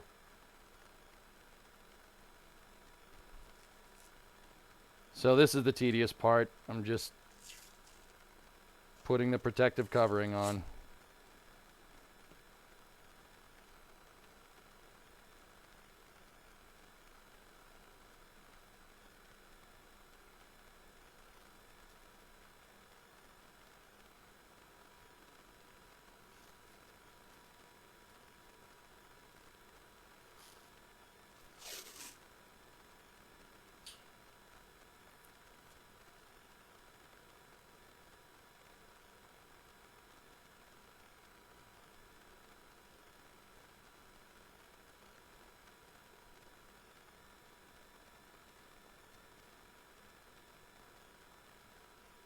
I would love to do a race week like what Derek is doing, but it would cost so much.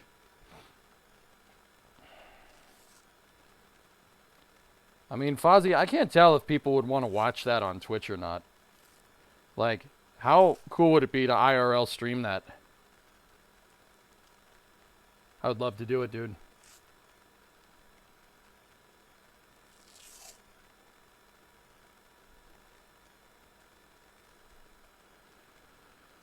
I think it's about time your boy bought an IRL backpack. You know?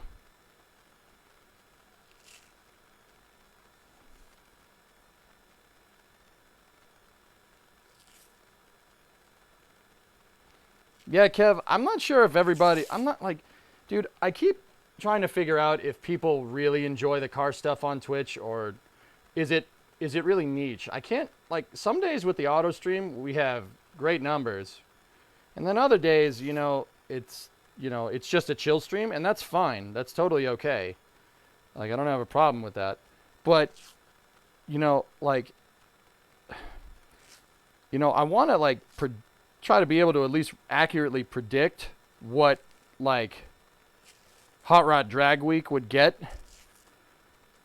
like, streaming. Like, what would, like, how would that work, you know? Like, what do you think the numbers, what do you think we could get with those numbers, you know? Like,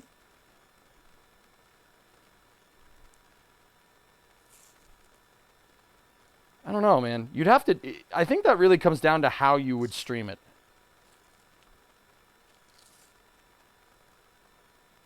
You know, if you, because you could stream that, and if you streamed it right, it would be awesome. Like, streaming the whole road trip and stuff, you know, that could be really cool. And then streaming out on the drag strip.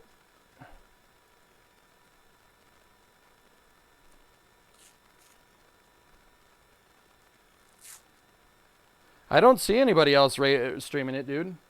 There was a streamer that I rated the other day called Murda, and Murda was streaming from a drag strip. He had like 2,000 viewers doing it. And I'm not saying like, oh, well, stream drag strip, get viewers. No. I'm pretty sure Murda has a way bigger community than me. Murda's stream was dope, dude. That was an awesome stream. I'm like, dude, you... Like, but see, like, I look at that and I'm like, were people there because they were part of his community, or were people there because they like drag racing, you know?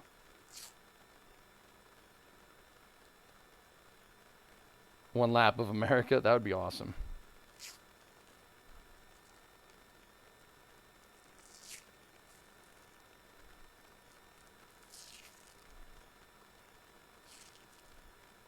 Like, I'm trying to think, like, would that really work? Like,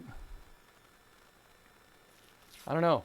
I guess if you had somebody that knew something about streaming, like a streaming personality, right, with a good enough community to back it, you could get enough traction. Yeah, exactly, Kev, right? And he does very basic streams. What else does Murda stream, Merkers? Oh, yeah, Drool? Right on, man. Yeah, if we did a good production, right? It's like, so, it's like when Das used to go and cover the launches, right? When he used to go and cover the launches, and then, like, those were good, right? But there were, you know, connection problems here and there. Das was still trying to figure out still trying to figure out the different connection, like how to get the connection stable and the right infrastructure that you need. And they were good streams.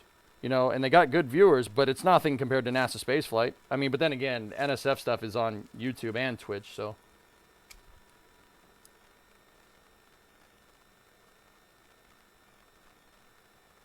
So, who knows? Yeah, I saw his 2J IS300 Merkers. That's really cool. Murda's cool, man. I'd like to go reach out, just like I reached out to Mick. Merkers, dude, I want to get car content on Twitch big, because I think the demographic is there. I think it is, but it has to be done in the right way. Like this stream right here, I don't know. There's only so many ways, so many different ways you can live stream you know, the truck, right? Like, there's only so many different ways you can do that. I'm buttoning up the wire here. I'm just putting the insulative tape all around it.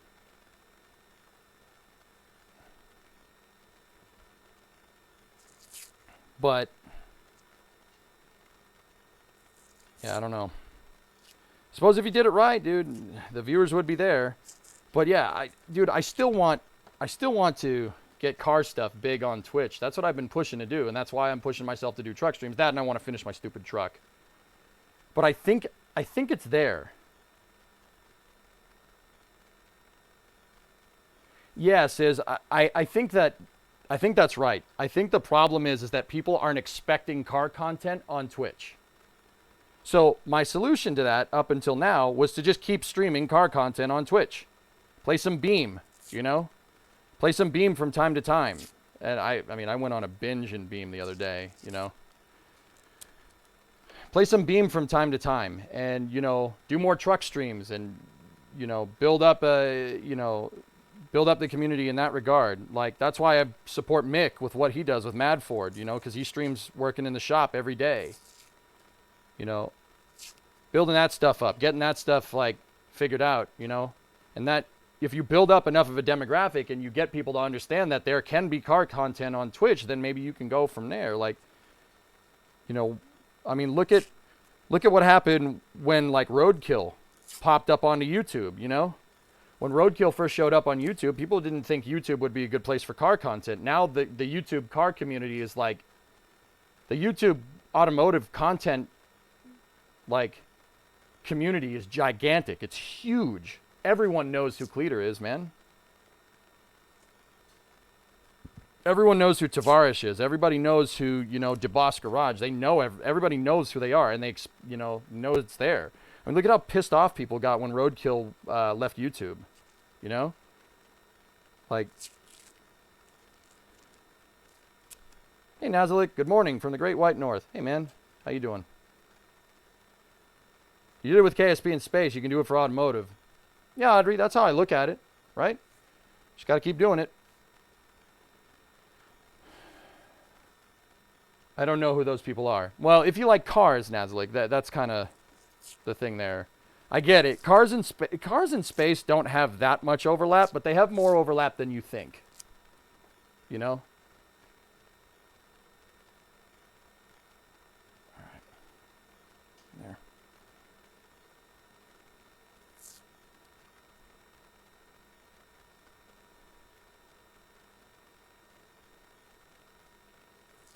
They're both loud and cool. That's right, man.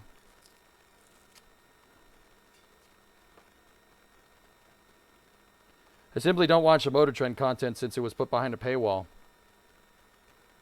Yeah, you and a lot of people, dude. I get it. Dude, the content is still good. I have Motor Trend on demand.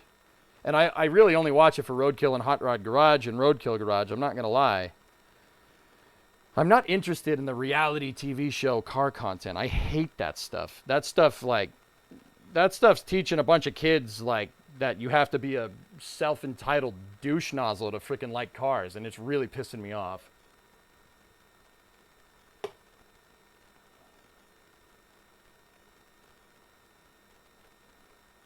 You know? I think that it's counterintuitive for people liking cars because not everybody likes cars anymore, man. This isn't the 60s. Kyron, yeah. Shut up and build the bikes, man. Jesus Christ. Like, why would you ever want to air your personal business out to the public? That's so stupid. People seem to have no problem doing that in the name of a buck, you know, just nowadays, which is ridiculous. I can't do that, man. American Hot Rod was okay. That was Boyd Coddington, one of the most legendary hot rod fabricators around, dude. Oh, yeah, Engine Masters. Engine Masters is amazing, Hellfish. Yeah.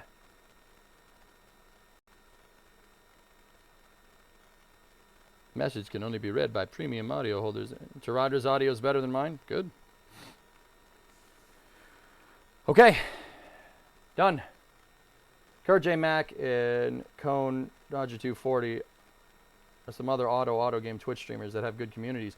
Yeah, Kurt has his 240. Or the 280. Yeah, dude. Like, it's there, Squish Chin. It's there, but nobody has really, like, kind of brought it all together. Like, I'm not going to sit here and say that I should be the one to bring it all together, but I'm damn hell going to try.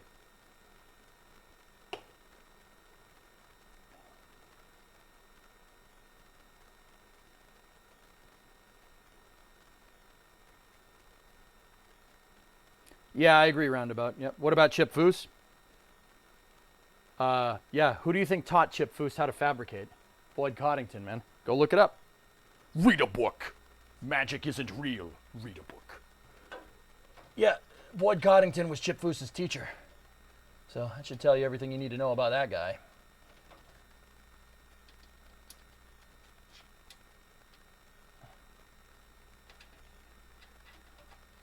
Someone has to try. Ain't gonna be me. I'll do it. I'll give it a shot, but I see it's difficult for me because I got to be careful. I can't spend all my time doing car content, or else the space community that I built up, or well, I helped build up, I should say. I can't spend all my time on car content, or this, then, the space community will dwindle. Can't do that. I'm not going to do that. Work way too hard to build that community up. I'll tell you what. All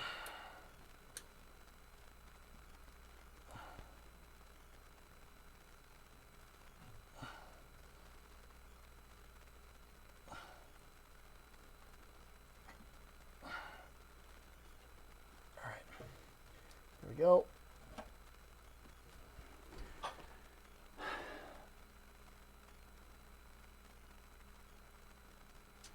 Yeah, Vanguard, I think so.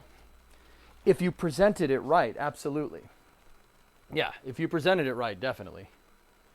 Like, you got to present it like a video game, Like, oh, we got to level up to get to the top of that rock, If you do that, I think people on Twitch will be more susceptible to it. You got to play it like a video game because that's what Twitch is known for. Totally doable though, dude.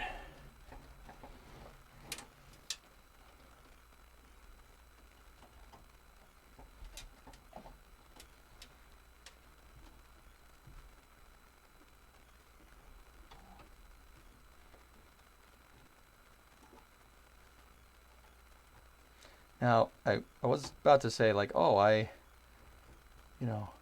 said brown wire.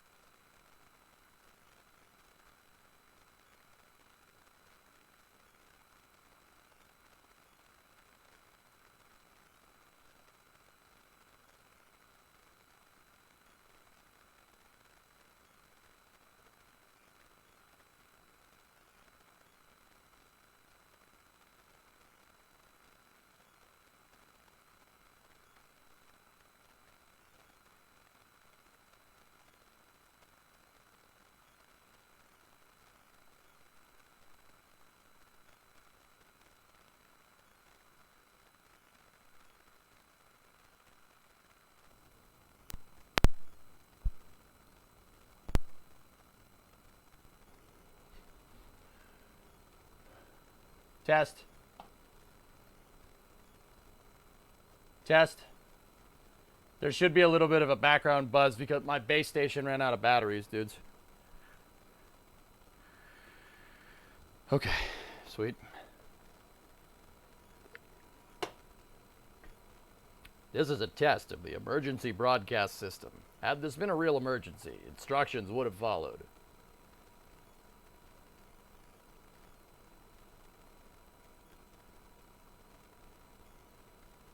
All right. Well, if you didn't see that, or, well, you didn't hear it, it's working. It works fine. Hey, C22, what's up, dude? All right, ready?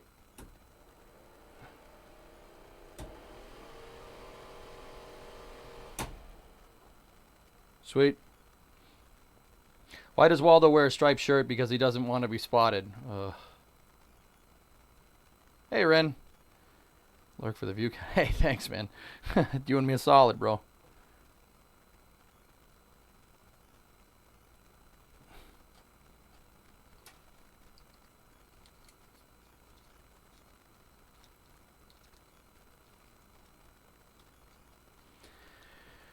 Okay, so that works. Blower motor is buttoned up and ready to go. Jacked up, good to go. Rock and roll. Here, let's test something. Ready?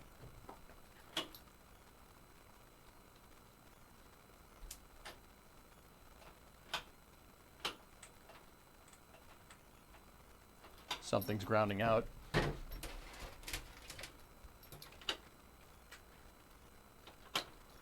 Not good. Starter motor didn't go.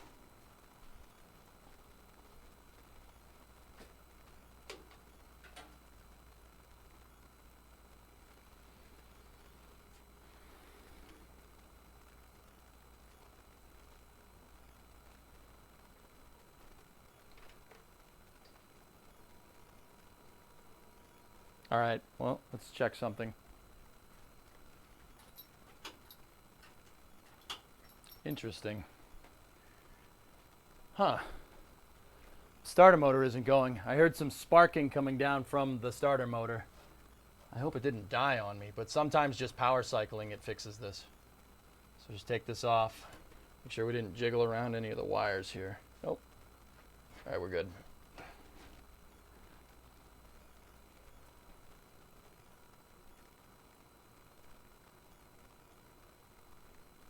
All right, Mercs, let's see. Hold on.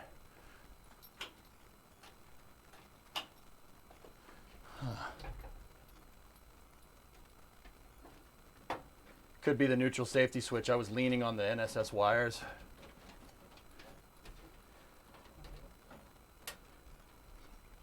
Hang on one second.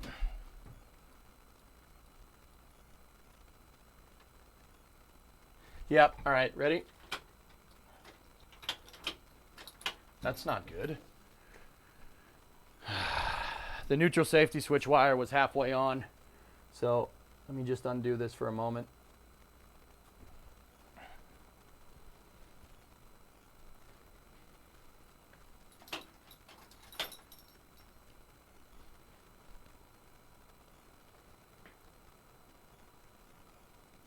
The battery side solenoid is loose.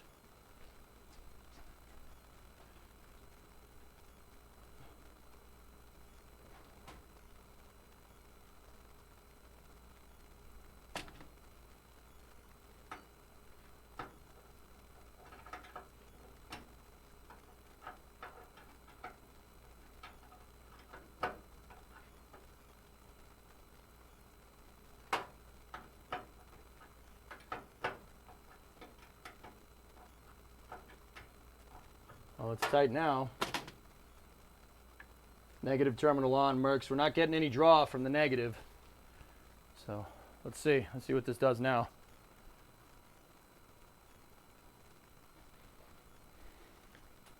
And starter motor.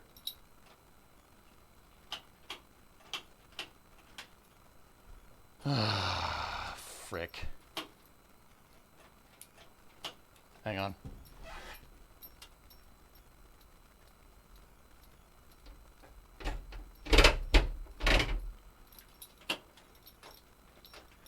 Nope.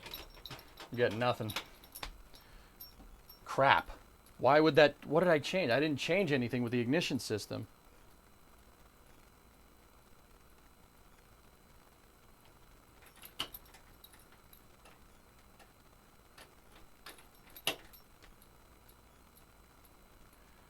Main bus A undervolt. Yeah.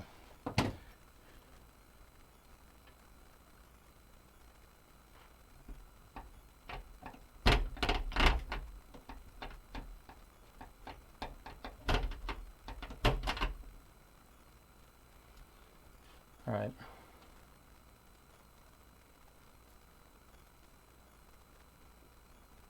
I'm going to bypass the neutral safety switch. Let's see what happens. Make sure we're in park. Yep, it's the neutral safety switch. All right, cool. I hit one of the neutral safety switch's wires and it's not working.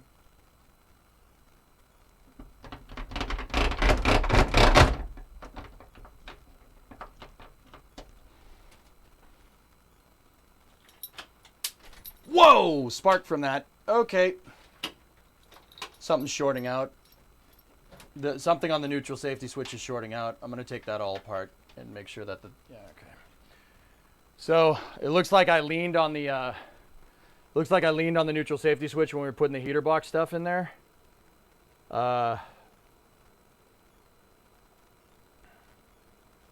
It's not the fuses, Vanguard. Something's wrong with the NSS. Yeah, no, it's short. I almost tripped on that damn thing again. It's shorted out. I'll show you. Here, follow me. Yeah, follow me, whatever. So, check this out. This is the neutral safety switch. There's a switch on here. And I can hear it. It's not, you would hear it tick. It would go tsk. Nope. Right? But if I take the neutral safety switch connectors and we bypass them, right? See? She starts. So, let's go over here and take a look at the connection. There's the switch right there.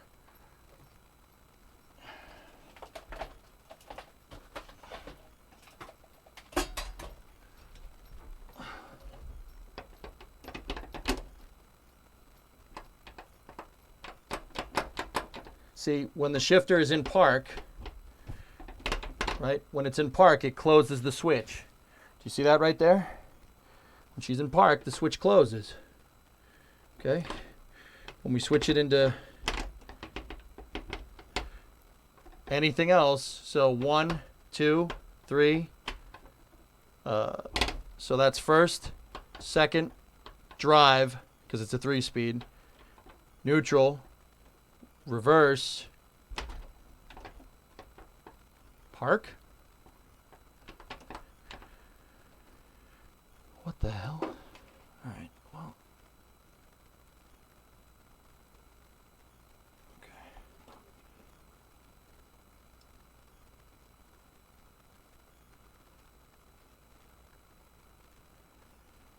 All right, well, you guys tell me what happens, okay? Ignition. Ready? Nothing. Nothing. Don't tell me that switch broke. I'm going to be really pissed if that broke. I just fixed this thing.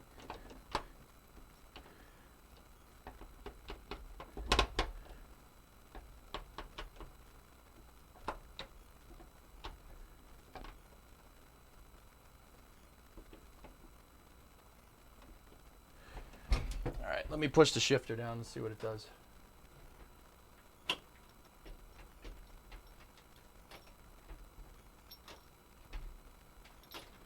Nope.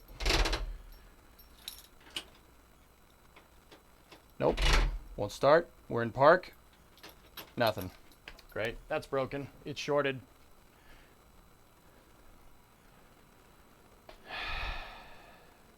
Yeah, Synerd, I see it. The plunger is moving, but in park it does.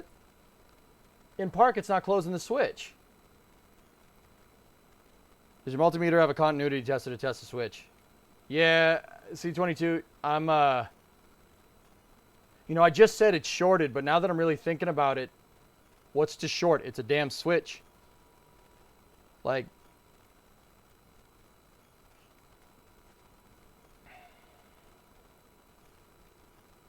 that's open. The switch is open, so it won't do anything here, right?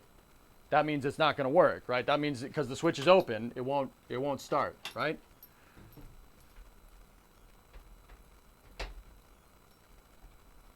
Why the heck is it closed when I'm in reverse?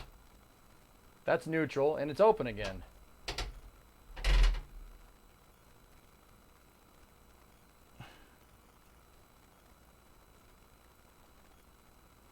All right, now let's try this. Nothing.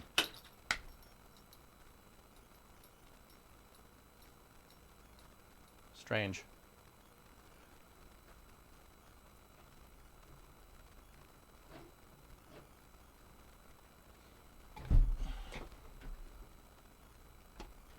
Here, I'm going to push the shifter all the way forward. We'll give it a start, see what happens.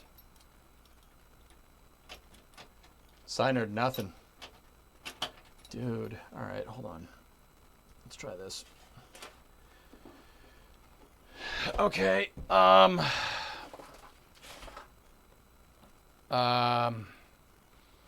where's the multimeter? I need the multimeter. I got to do a continuity test.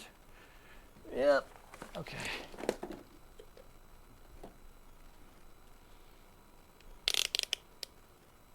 All right, let's take a look.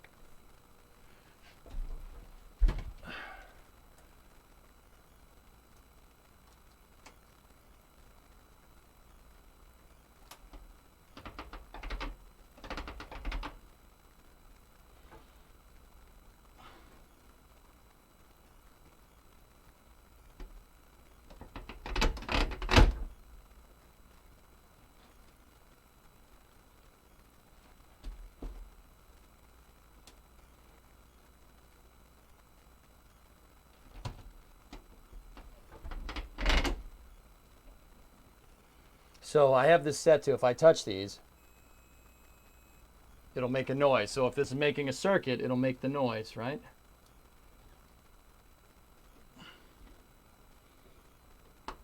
That should close the switch right there.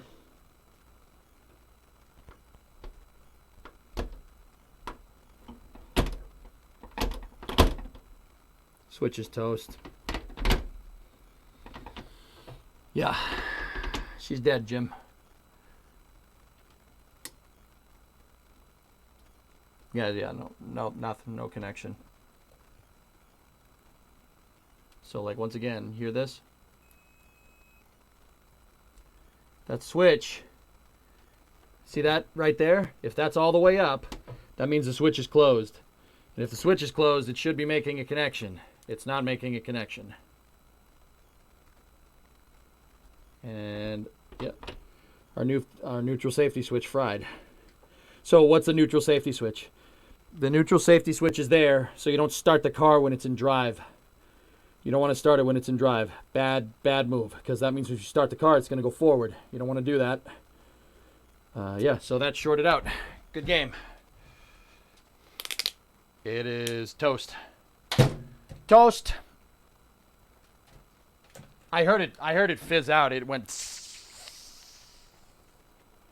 Could be dirt or something in there. I took that thing apart about a month ago, Bellum. I took the switch apart. Well, as best as I could, and I cleaned everything. Why isn't that just connected to the clutch? There's no clutch. It's an automatic.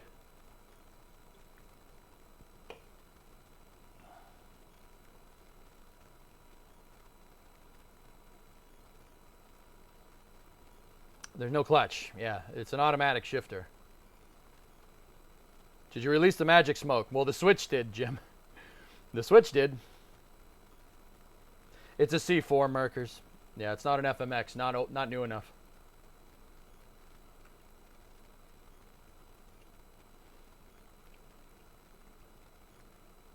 Some of these kinds of switches don't go click when they close. Well, it was clicking before, Synerd. When you would close it, it would go chick, chick, chick, and it's not doing that now.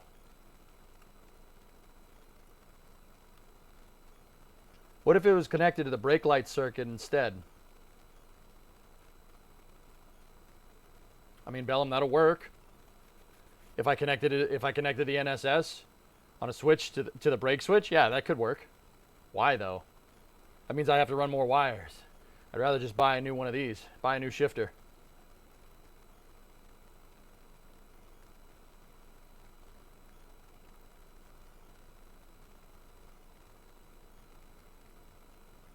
I want to know why it happened though. I mean, this switch is old. This shifter is old school, so.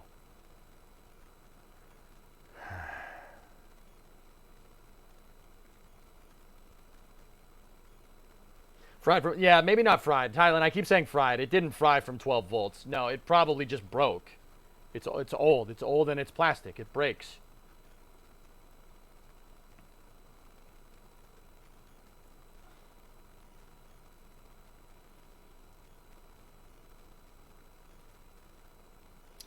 Signer, what does the text say on this? Let's see if we can find another one of these switches, dude.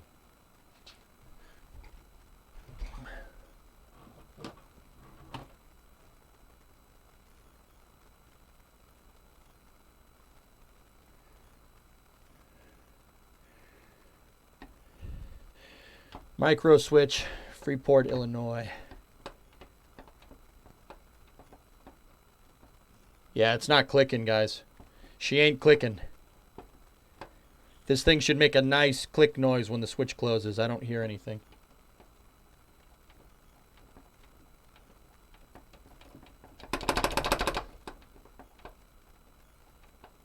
Switch is toast.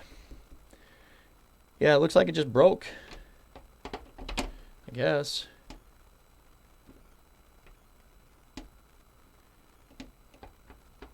Huh.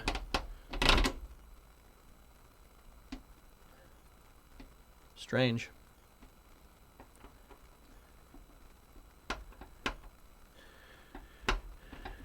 So there's park. Park it's closed, right? Reverse it's open. See how long it takes to open? Like look, watch that right there. So neutral. We'll try neutral. That closed the switch pretty well.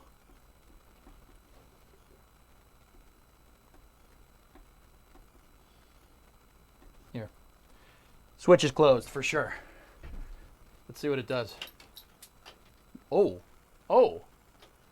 You saw that. I know you saw that because I heard it. Did you see it? Did it spark? Where did it spark, Kyron? Yeah, switch is toast. No problem. I mean, it's not a big deal. Power's off, so it's not getting any power.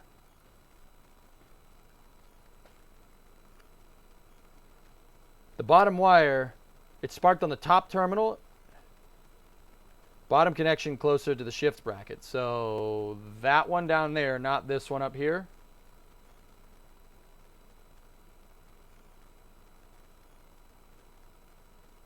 Nicely crimped cables, my guy. Looks good. All right, let me see Merkers. Now, Kyron, Merkers got the clip. Thank you. Let me take a look.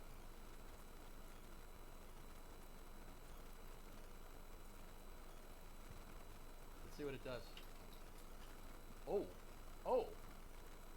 Huh. It sparked. That's. Okay.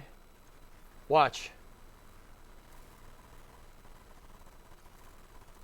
See what it does.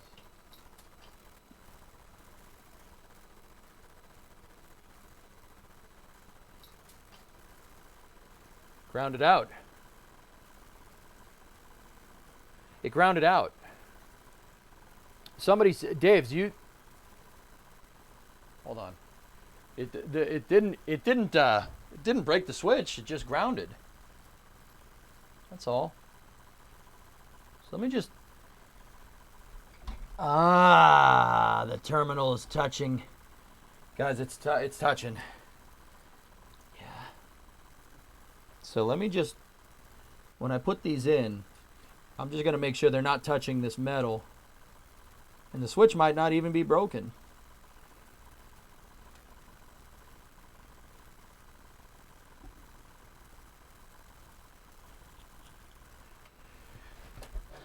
Let's just go in there, make sure that it's not touching.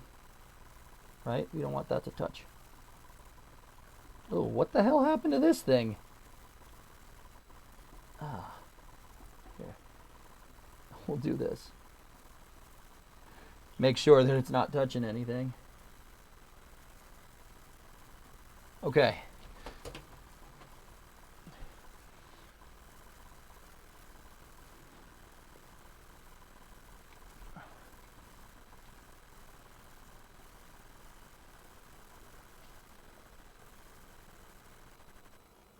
All right. Yeah, it's because I had it on the desktop. And the desktop camera looks exactly the same. Sorry about that. Okay. All right, so the terminals, I just moved them. They were touching this metal. That's all. They were touching the metal. And that footage showed us that it sparked. I think Dave's, I think you were right. It grounded out. So what I did was I just put it in there and I slid this terminal to the right. Slide. Make sure they're both not touching. All right, they're not touching. Let's see what happens. Okay, ready? Okay, we got power. Nothing. Nope. Put it in park. Is the switch closed? There. She's closed now. Ready? Nope. Yeah. All right.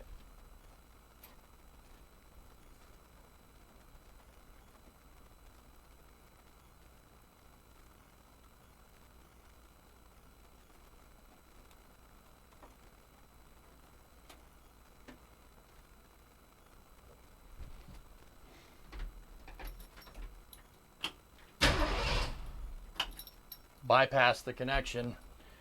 Yeah. All right, make sure the power's off. So the safety switch is toast. Let's just try it one more time, see what it does. Nope, she's out. Yeah, that safety switch is junk. It's okay, find another one.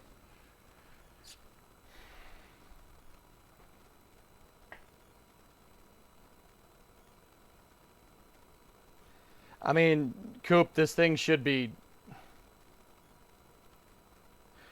So see that tab? Here, look, fellas. All right. See this tab right here?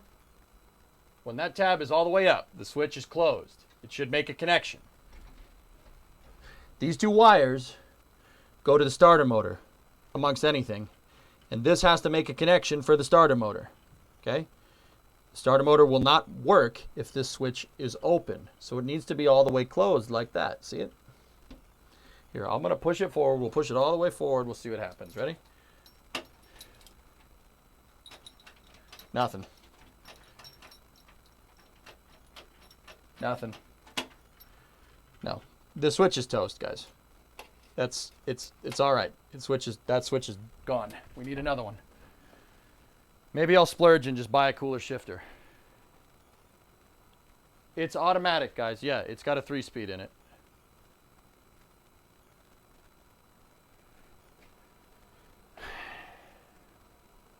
Jim, I took this all apart and cleaned it. Trust me, dude. I mean, I don't know. I mean, it's just old.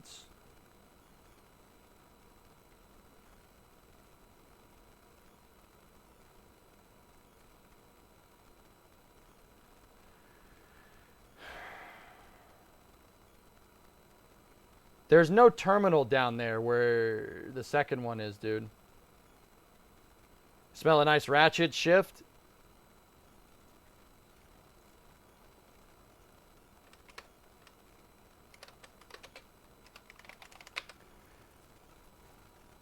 Well, Marcus, you know, if we're going to do this, we're going to do it. Let's do it right. Oh, that's cool. The quick shift, bro. Ohm out the switch to confirm it's toast? Yeah, sure. Hey, Hokey, what's up? Should we score one of those? That shifter is bomb, dude.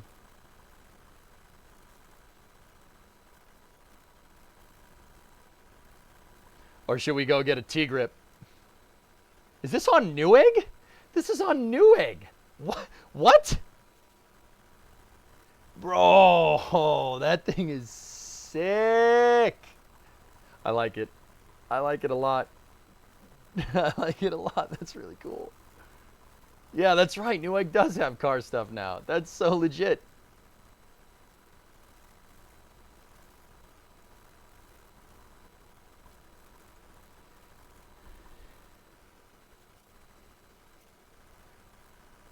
So we need an automatic shifter.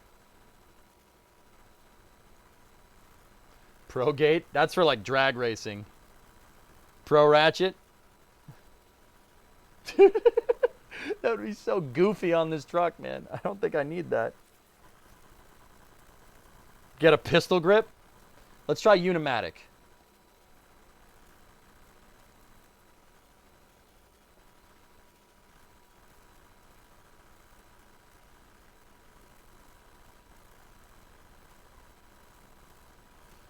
It's funny, that looks exactly like what we have, but with a T-grip shift.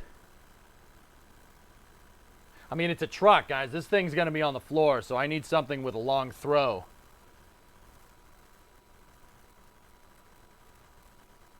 That literally looks like exactly what we have. Huh. Okay.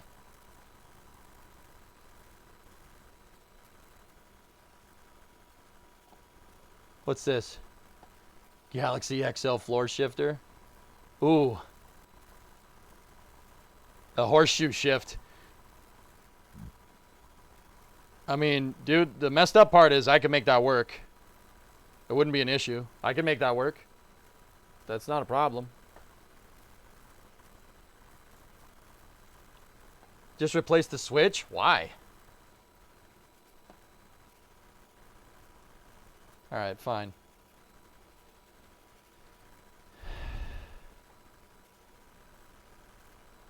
Shifter and shifter accessories. Oh, there's the switch. Ah, there it is. Nice, Penta. Congratulations. Just do a 3 on the tree.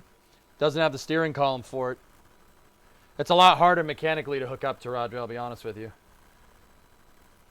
Yeah, switches are nothing. But these shifters are so cool. Oh, that's so legit. I mean, that's a transfer case shifter, but...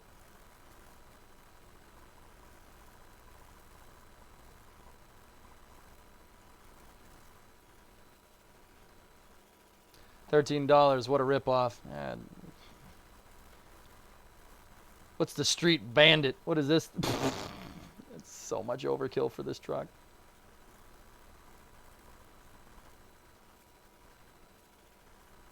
Ooh, I really, guys, I really kind of like this.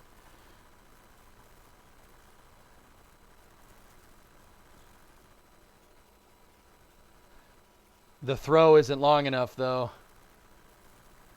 Oh, the ratchet. That's freaking cool. Just remove the arm, yeah.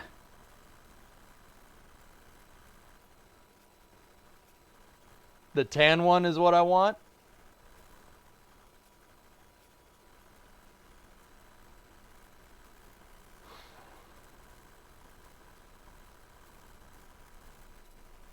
Hey, is Mick the guy in this video that's familiar to me? Yes. Yes, that's Mad Ford, dude. MX-5 content, but we're going to do something a little bit different. This is my 1998 Mark II Mazda MX-5. I don't know, Mike. And we're going to do an engine swap, but one that has never been done before. Yeah. As far as I'm aware. V10s from the R8s and Lambos and the old M5. Yeah, that's Mick's shop, dude. Cars. Mick's shop. We've gone for an engine that's... I know that guy. Mick's cool. Good buddy of mine. You're never going to need to shift forward gears. Just replace the switch. You're getting in over your head. Fine. Fine. fine. You guys suck.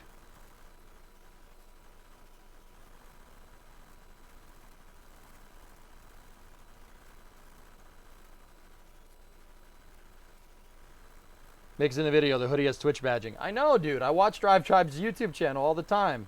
Yeah, Mike Fernie. Yeah, Mike's cool, man. I talked to him really briefly in chat the other day. Nice guy. Well, we'll sell shifter and shifter accessories.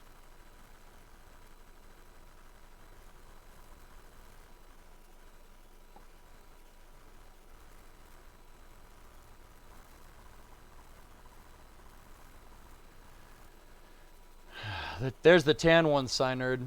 What's the difference between this one?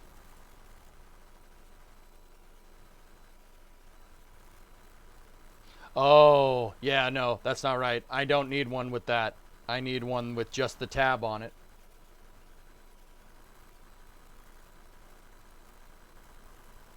Yep, that's the switch. Okay.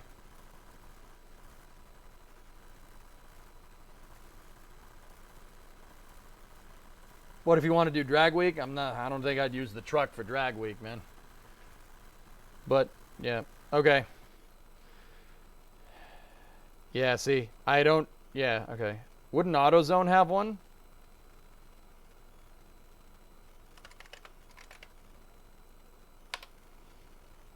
I mean, I'll try.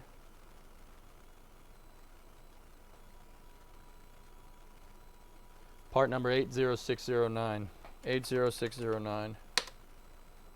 I don't want to put up the AutoZone thing because it tells me, hold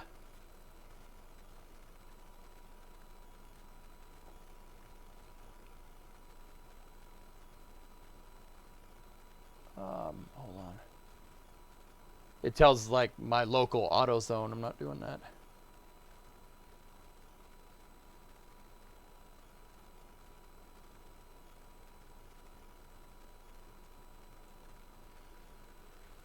You could always just get a slap shifter. I kind of want to. If we're gonna do it, I kind of want to, but it's all right.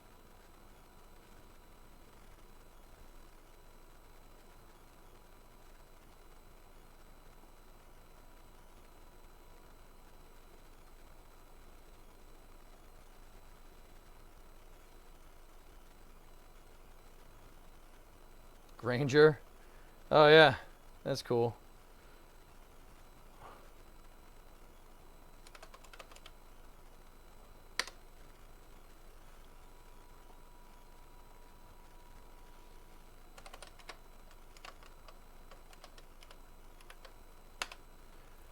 I don't know, C22. It's probably no more than 12 volts, though.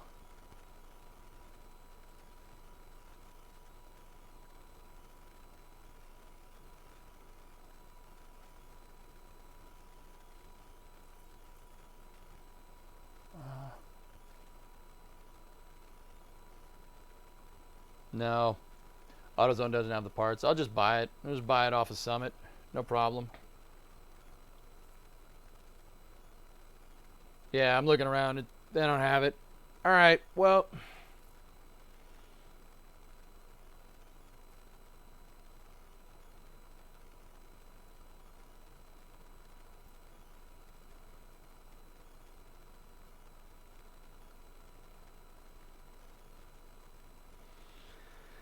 Didn't Daddy Braddy do a pneumatic paddle shifter for the S10 in Build and Battle? That shifter for that S10, Gord, was no joke. It was really cool. It was a really cool car. I don't have O'Reilly's around here, Mason. Not anywhere useful. There is an Advance, but guys, I'll just buy it. I'll just buy it and I'm sure we could find this thing around. I'm sure it's on Amazon or something. I'll just overnight it. We'll have it by the end of the week. Because once again, there's going to be more truck streams tomorrow. I'm doing a truck stream every day this week, so don't worry about it. Don't even worry about it. Just real fake doors.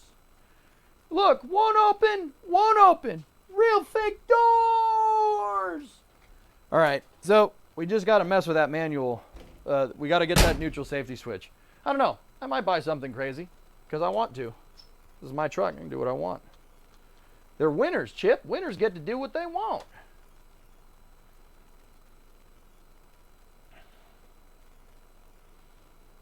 The Switch should have a model number on it. Yeah, I'll take care of it. No problem. All right. Well, I think that's reasonable. We did get a good amount of work done. I didn't hit the progress that I absolutely wanted, but it's no matter. I'll probably, well, not probably, I will keep working on this tomorrow. It's 1:30. Now we got to go home and do space news, guys. Time to go home and do space news. Do you guys like to do space news? I'll have this wire harness in the engine bay buttoned up by tomorrow. Should be good. All right. Let's go over here. Shut cam 2 off.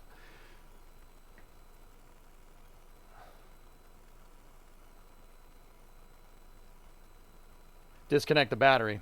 Thanks, man.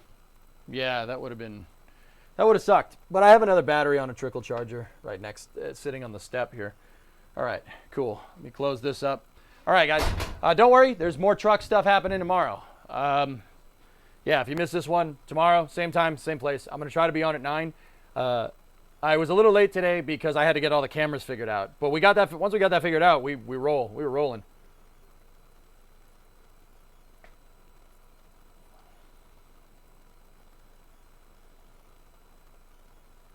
The bottom wire was dangerously close to a bolt. Yeah. That's kind of the, Dave, that's kind of the thing. Even if I bought a new Switch, man, like, I don't like how that thing is designed because, yeah, it does that, you know? What do you got left? So I did the entire blower motor harness today, Geeson. So the blower motor is working. That's done. It's finished. That was the last thing that I had to wire up in the engine bay, believe it or not. We're not going to be spending much more time in here. It's going to be more time in there, fixing the rat's nest underneath the dash. Yeah. Yeah, not going to be... I just got to button up basically the driver's side, or the right-hand side of the car, of the truck. It's all the ignition harness and stuff for the alternator and the voltage regulator. And we need to find a new home for the starter solenoid. Yeah. Starter solenoid's too close to an open wheel well for my taste because I cut the inserts on the wheel wells out so we could... I cut the inserts on the wheel wells out so I could run an independent front. And I don't want it near where the tire can splash water on the starter solenoid. Yeah, I don't want that. So we'll find a new home for it. Either that or I'll do up some metal. We'll make a bracket for the thing, and I have some scrap metal here that we can use. We'll make a bracket Binky style. Yeah, Americans, that's why I kind of want to put something trick in there. That would be really cool.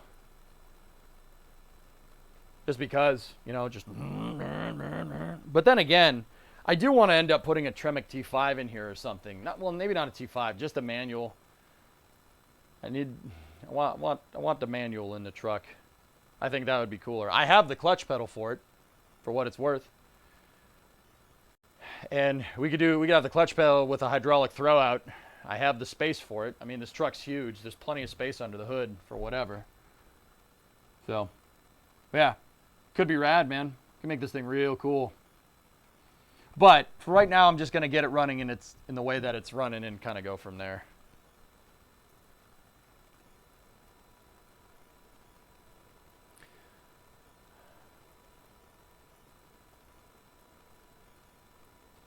It is under the floor markers, yeah. Yeah, it is. Anyway, all right, guys. I'm going to stop the auto stream. I will probably start up Space News right around, I don't know. Actually, I mean, might go home and play some Minecraft first. That's probably what we'll do. Go play some Minecraft, do some Space News. And I said I would do Minecraft today because we haven't played on the Minecraft server in a long time. So, keep it simple, Sonny. Yeah, we'll upgrade it later, Marcus, right? We'll just get it running. Just get it running now. And then you upgrade stuff, right? You don't go from Saturn 1 to freaking, you know, SLS, right? That's not how that works. You know, you have to have increments, right? Yeah, exactly, Vanguard. That's the plan. The plan is to drive this truck to Florida. Drive it. It's a 1,000-mile trip, 1,600 Ks. 1,000 miles to Orlando. I'm going to do it. I'm going to do it. We're going down to Artemis 1, even if it means driving this in the snow because it's in November. I'm going to do it. Wait till you coyote swap it. Merkers, I have all good stuff for this truck. There's a Crown Vic front end behind this light post right here. Crown Vic front end. We could Crown Vic front end swap, take some leaves out the back, and make a cool little Pro Street. What I want to do with this truck is, if we keep going, right? If we keep going with this, right, and people like it, I'll build it, and then we'll take it apart, and then we'll make it something different. You know? I see YouTubers, and I see, you know, just car shows. They get tired of the cars that they're working on. They build something, they build it, they have some fun with it, and then they get tired of it and they sell it. What I want to do is take this thing apart. Like, when we get bored of it, when we get bored of driving it around, I'll take it apart, and we'll do something nuts. We'll put something crazy in it. We'll make it like all-wheel drive or something stupid. You know, like, that's where I would like to go with this. Make sure you have AAA. Yeah. You have to come back also, don't you? Yeah, but the pictures of this thing near SLS would be worth it. Put a Hellcat in it. No, Tron. That's what the Coronet is for. Yeah, that's what the Coronet is for. Not with this truck, Hellfish. This thing needs to be like a cool little Pro Street truck or something. Hellfish, did you see the truck that I made in Beam the other day? The red one? Remember that one? I want to make that in real life. I don't know how I'm going to do it. No, I don't have the space. And, yeah, I don't have the space. Yeah. I don't know how I'm going to do it, but I'll do it. Journey is 2,000 miles. Yeah, there and back, Chief. It'll take it. It'll be fine. It's simple. 5.2 out of a GT350. That would be cool. I'm thinking the 7.3. Let's put the 445. This is Ford's new 7.3 engine. Find a junk truck, rip the harness out, put a 7.3 in this thing. Are you running Cannonball? No. I'd put a Chevy motor in it just to see the molding. Everybody does that. That was the meta for the longest time. Before LS swaps, it was Chevy small block swaps everywhere, and it's boring. Drop a 455 in there. Well, Ford has a 7.3 liter. It's a 445. It's a 445 with 4-bolt mains. 4-bolt main, forged crankshaft. Read about Ford's new 7.3. Ford made an LS better than Chevy did. I'm serious.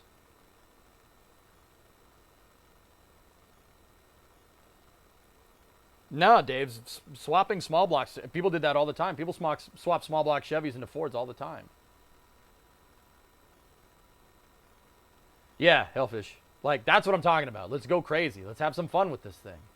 This truck is like I mean, it's repairable. You can change it. You can fix things. Like, you can change stuff around. Like, maybe one summer we'll just have it like this, and then the next summer I'll put the front end in. I made the way I had some guy weld it for me, but the way I designed the front end to go in this thing is it's modular. I can put the leaf spring shackles back in, take them out, and run the independent front suspension.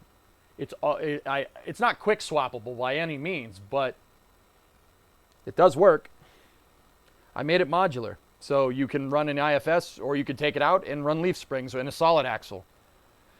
Heck, I mean, I left the purchase, guys. I left the purchase and I left the Pitman arm mounts and everything, so we could swap the solid front and put all-wheel drive, put a 4x4 in this thing. No problem. Like, that's what I'm talking about, man. I want the truck to be like, I want it to be like Disney World. It's just we're always going to do something cool with it.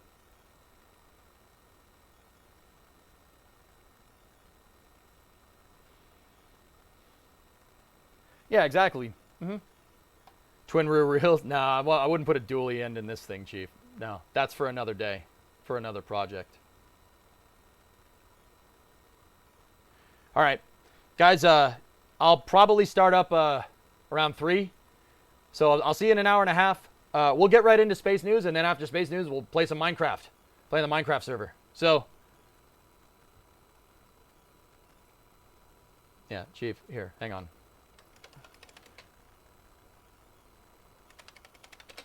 I got something to show you. See you later. Great stream thus far. Right on, man. Where is that picture? Hang on, real quick. Last thing I'll do. Oh, yes.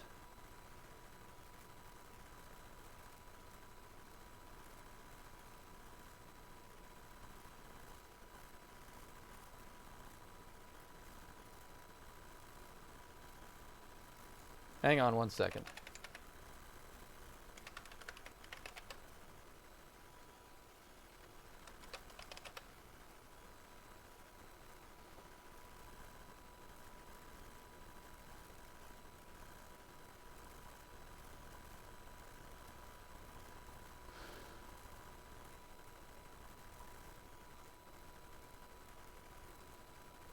Looking around.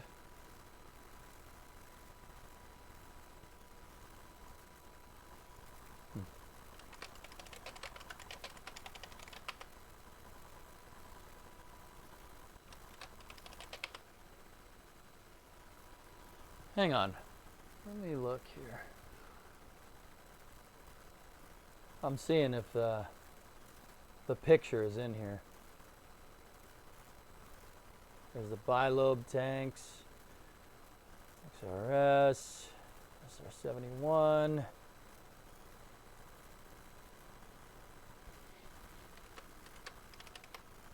try that. Nope.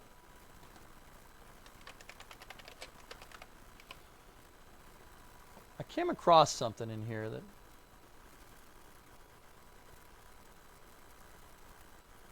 Nope. No, the picture isn't around. Let me check something. The X-33 launch site. There's a picture that I want to show you.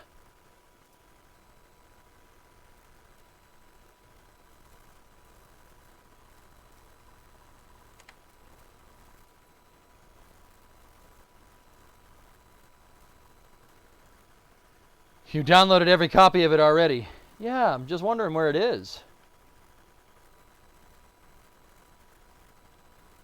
It should be in here, like it should be with these pictures.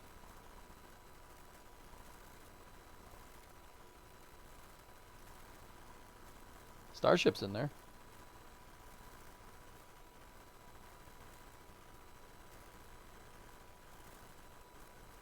All right, let's try...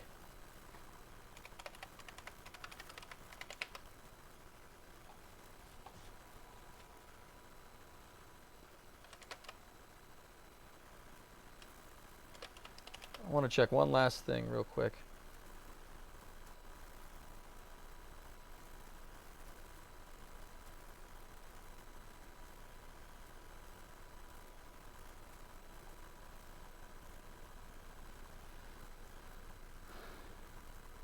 Sorry to get political, but if Gore won in 2000, would the X-33 have happened instead of Constellation? No. No. No. The launch market crashing because of the dot-com bubble had way more to do with it, Aiden.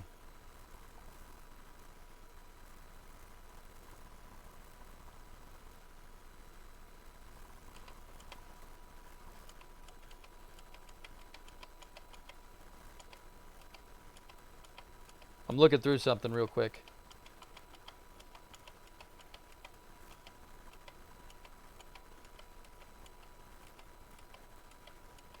Nope.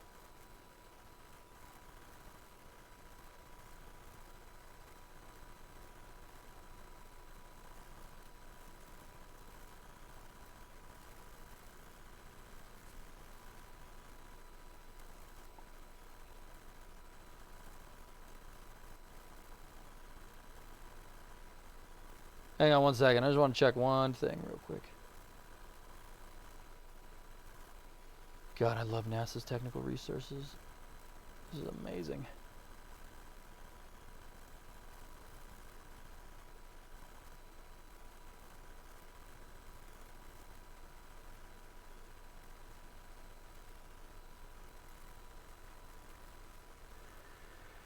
You're so angry when the X33 got canceled. It really is a crazy piece of equipment, man.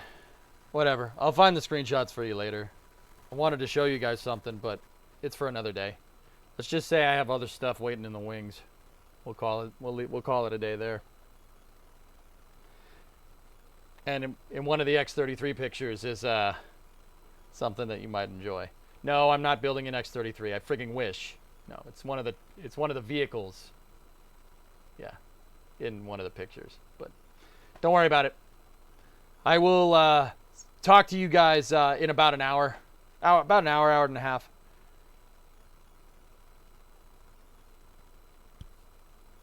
And we'll talk more about it during Space News. So, I'll be back in a little bit. Thank you very much for watching. Plenty more stream today. So I'll see you guys in a little bit. Thanks for watching. We'll be back at 9 a.m. tomorrow for the truck stream. So thank you very much for watching. I'll see you guys in a little bit.